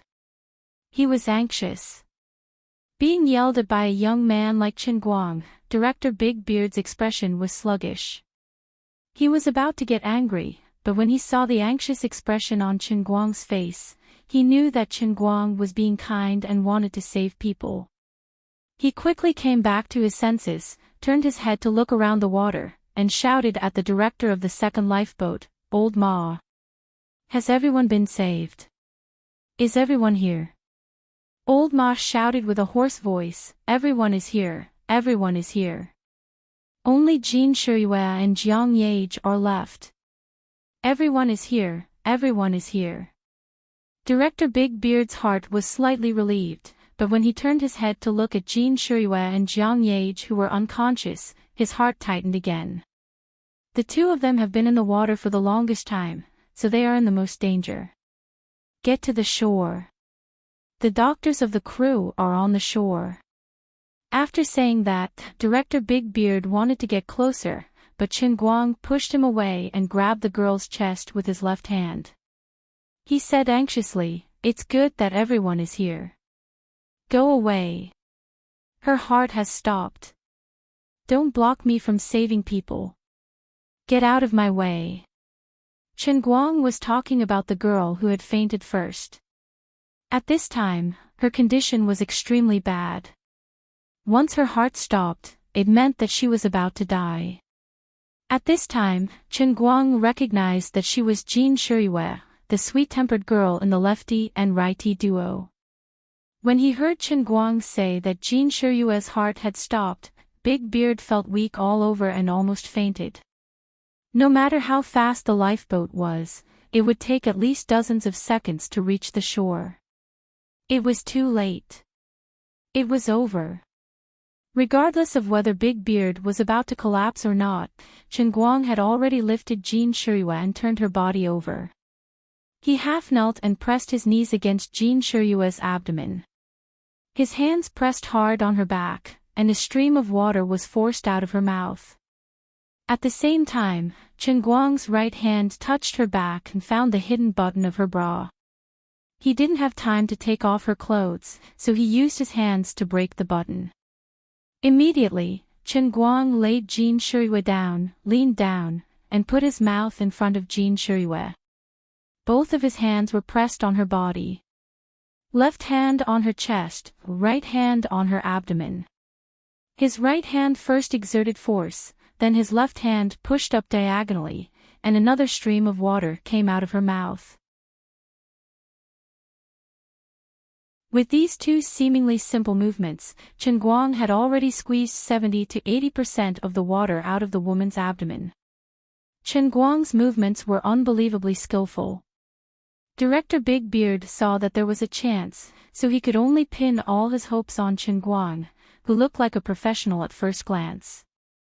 Although in his heart, he secretly felt that when this guy was saving people, he took advantage of them as if they didn't cost him anything. His actions of touching a dignified celebrity was really a bit. But Chen Guang's eyes were extremely clear, without any unnecessary feelings. Big Beard didn't want to interrupt. As long as these two could survive, even if they wanted to pursue the matter of being taken advantage of, he had to help this guy take the trouble and explain it to the two celebrities. On the other side, Chen Guang had already pressed both of his hands on Jin Shiyue's chest, exerting force. From time to time, he would lean down and pinch her nose to do artificial respiration. Finally, with a violent cough, Jin Shiyue moved. That was how drowning was. As long as one recovered in the first moment, it was basically no big deal. It was a long story, but in fact, it was only a matter of 10 seconds. To be able to turn misfortune into blessing, it was all thanks to Chen Guang's fast actions and professional rescue methods. After saving Jin Shiyue, Chen Guang immediately turned his attention to Jiang Yage. Jiang Yage's consciousness in the water was much better than Jin Shiyue's, so she didn't take in as much water. After she lost consciousness, she took in some water. When she floated up, her heartbeat hadn't stopped, but her physiological functions had become very weak. First, the water in her stomach was forced out. Before Chen Guang could do artificial respiration for her, she woke up faintly and vomited and coughed crazily. Of course, she still had to take off her bra. Then, Chen Guang put the two of them on the lifeboat. He sat cross-legged in the middle, pressed his hands on their lower abdomens, and quickly pushed them up. With 2 pushes, the water in their stomachs was pushed out. This time, he could finally breathe a sigh of relief. They were both alive. What he didn't know was that Director Big Beard and the lifeguards, who were hiding at both ends of the lifeboat, were extremely jealous. It turned out that when Chen Guang pushed the water twice, his palms naturally couldn't escape from the 2 girls' chests. Because their bras were removed, and they were wearing loose ancient dresses, one could even clearly see that their breasts were deformed from time to time as Chen Guang's palms brushed past them. This guy, he's really 2 at the same time. However, it was all thanks to this savior. God bless, at least no one died. This kind of luck should be enjoyed by him. The bearded director thought so in his heart.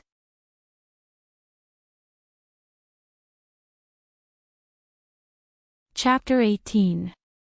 When the 2 girls' breathing became more and more intense, and even Jiang Yage began to use her own strength to prop herself up, Chen Guang retracted his hands. He raised his head and looked around. After making sure that everyone was safe, Chen Guang's tense nerves immediately relaxed. Well, it's good that no one died. Cough, cough, cough, cough. At this time, Jiang Yage and Jin Shuyue both sat up straight and were coughing desperately. Turning his head over, Chen Guang saw the two's bountiful chests trembling as they coughed. Because their clothes were wet, the two's clothes were firmly stuck to their bodies. Their shapes were prominent, and their breasts were undulating. Chen Guang swallowed his saliva, and his heart was like a monkey. Jin Shuyue's was slightly bigger than Jiang Yage's, but Jiang Yage's was not small either. The most commendable thing was that the two girls' breasts were tall and straight, and their elasticity was excellent. This must be the result of their frequent dance practice, right? Chen Guang's whole body quivered. Damn it, I am a glorious hero who saved the damsel in distress. How can I have such dirty thoughts in my head? However, thinking about it carefully, that feeling was really great, bah. Chen Guang hurriedly shook his head, trying to calm himself down. Damn it. Something is wrong. My crotch is so cool. Chen Guang looked down and suddenly realized that the old man had taken off his clothes when he went into the water. Now, he was only wearing an unsightly underwear. Not good. The old man's power was about to go out of control. The tent was about to be set up. The underwear was not very useful. If he lost control of his power, he was afraid that he would be embarrassed. Chen Guang was extremely embarrassed. He hurriedly pretended to be an old monk in meditation, and sat down cross-legged as if he was recuperating. It was a pity that the two noble girls had just barely survived from drowning, and they didn't even have anyone to help them up. Without Chen Guang's permission, Director Big Beard and the other two lifeguards did not dare to get close. Chen Guang's mind started to become restless because of the rare moment of relaxation. No one would have thought that Chen Guang, who was as dazzling as the sun just a moment ago, had turned into an awkward little brother because he couldn't control the messy thoughts in his mind. It couldn't be helped. The two young and beautiful stars were on his left and right, and because of their coughing and trembling, they bumped into Chen Guang from time to time. However, he was basically naked now. Wherever he was touched, it was a real skin-to-skin contact.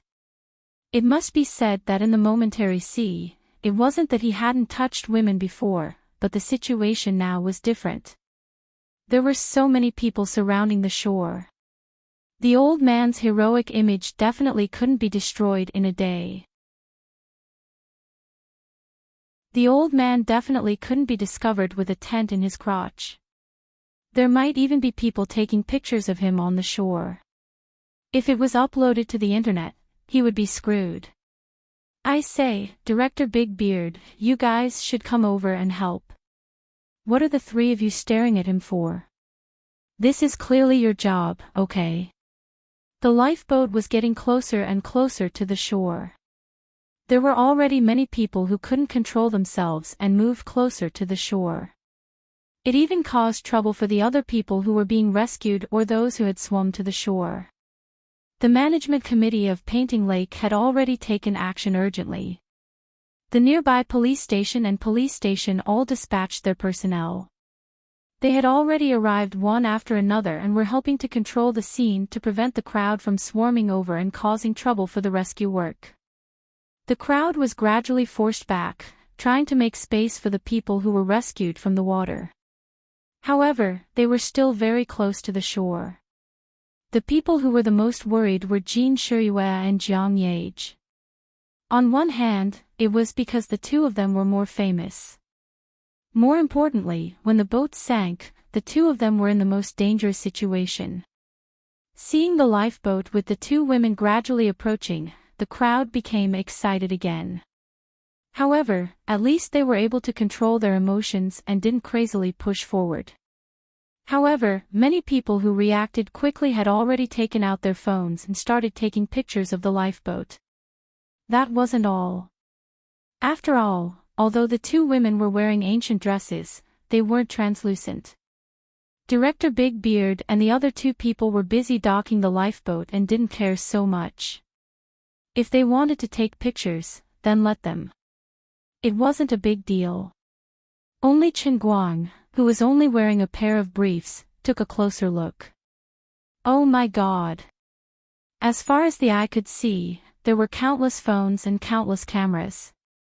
If these people took a clear picture of my face and uploaded it to the internet, how could I face others? Could they put down their phones and talk properly? Of course not. Hey, hey, hey. That Big Beard, yes, it's you, Big Beard. Chen Guang suddenly had an idea. He opened his mouth and shouted at Director Big Beard. Perhaps Chen Guang's swift and decisive rescue had left a deep impression on this director. This big shot in the film and television industry didn't realize that the person who was talking to him was actually a young man. When he heard his anxious tone, he thought there was something wrong, so he quickly turned around and asked, "Sir, what's the matter? Can you give me your pants?" That's right. Chen Guang was thinking about this famous director's pants. Although it looked very loose, it could at least cover his embarrassment. What? Big Beard was stunned. He thought that this was the follow-up action of Chen Guang's rescue. It might be that Jin Shiyue and Jiang Yage were injured and needed to be bandaged, so he immediately prepared to take off his belt. Ha! Something's wrong. Even if you want a bandage, you should ask for my white shirt, not my pants. He was also a shrewd person, so when he calmed down and saw Chen Guang in his briefs, he instantly understood what was going on. His forehead was covered in sweat and he nearly fell for Chen Guang's trick. At the end of the day, I'm already an old man, and you're a little too much. Halfway through taking off his belt, Big Beard fastened it again. He only shook his head like a little wife who was wronged. Chen Guang's face darkened. He knew that his plot didn't succeed, Big Brother. I saved so many people's lives. You can't trick me. At least give me your shirt and let me cover myself. However, Big Beard was already wary of him.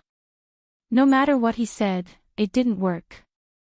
What's worse was that this famous director, who had a serious occupational disease, actually took the opportunity to size up Chen Guang's body. Hey, you have to say, this young man doesn't have any fat on his body. His body is quite perfect. Coupled with this face, although not very handsome, it's quite pleasing to look at. He is a good candidate to act in martial arts. As Big Beard's imagination ran wild, the lifeboat was getting closer and closer to the shore. Chen Guang saw that the situation was not good. He covered his face and cursed, ungrateful. The world is cold. I'm leaving first. After cursing, he jumped out of the lifeboat and dived into the water. He dived into the water and dived to the shore. At least he, the underwear man, had to get out of the public sight. It wasn't that he wanted to learn from Lei Feng and not leave his name behind. He really didn't have such a high level of awareness. It was just that he was only wearing a pair of briefs, so there was no way he could be photographed. Fortunately, he was good at diving. In order to escape the fate of being the underwear man, he dived for dozens of meters before he quietly came to the shore from the other side. Although the crowd was a little surprised that he, the hero, had suddenly jumped into the water. Everyone's attention was on the two female celebrities, so they didn't pay much attention to it. Chen Guang popped his head out of the water and saw the two women walking to the shore with the help of their respective agents and assistants. There were ambulances on the side of the road, ready and waiting. The others also settled down on the shore one after another. After making sure that he was safe, he was completely relieved. He carefully climbed to the shore and planned to sneak away. He didn't expect to be discovered by the crowd that couldn't squeeze through. No matter what, he was a hero, so people came up to him one after another. "Young man, you're good. You're a good Samaritan. Good job." A mature middle-aged man came up and patted Qin Guang's shoulder, expressing his admiration. "Big brother is so amazing. Thank you, big brother, for saving these two big sisters. I like listening to their songs the most." This was a cute little girl who was holding her hands together and looking up at him with admiration. "Good job, young man. Our Wujing city is proud of you." This seemed to be some kind of leader. After settling down, he immediately turned around to encourage the Good Samaritan. He was really a parent and knew what he was doing. With these people's very enthusiastic behavior, more and more people gathered around Qin Guang.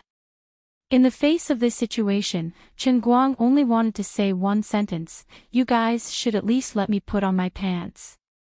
When he noticed that some people had started to take out their mobile phones, his face turned pale. It was really a blessing from God. Another old man wearing a straw hat came up to him and was about to praise him. "Young man, sir, I'm sorry. Let me borrow your straw hat." Qin Guang screamed. He couldn't care so much. He grabbed the straw hat from the old man's head and put it on his head. He lowered the brim of the hat, shrunk his neck, and rushed out of the crowd. My God! It's so scary. I don't want to be an underwear man. Help! I want to go home. Qin Guang roared in his heart. No one thought that this great hero would actually break down. For a moment, no one stopped him, and he rushed out. Rushing out of the crowd, Qin Guang pressed the brim of his hat with one hand and pulled his underwear with the other. The panic in his heart was even greater than when he was fighting for his life on the Royal. However, the extremely enthusiastic crowd behind him had no intention of letting him go. With the leader of the Painting Lake District taking the lead, they all turned around and chased after him. A spectacle appeared on the road around the lake. A naked man, wearing a big straw hat and only a pair of briefs, ran in front with his long white legs. A group of enthusiastic people followed behind him, shouting something like, "Hero, please stop," and so on. The crowd that had just arrived and didn't know what was going on were confused. Could it be that they weren't supposed to say that they were going to catch that indecent naked lunatic? Feeling the warm summer wind blowing on his butt through the gap in his underwear, at this moment, Qin Guang only thought of one sentence. As expected of the second mate of the instantaneous sea. I have no regrets in my life. I thought back to that afternoon when I ran naked under the sunset. That was my lost youth. You're tuning in to the LoveLore Library YouTube channel. We're so grateful for your support, and don't forget to subscribe to join us on this incredible journey through captivating stories. Your generosity through donations truly makes a world of difference, as it's the primary source of revenue that allows me to expand and enhance this channel for you. Thank you from the bottom of my heart for being a part of this adventure.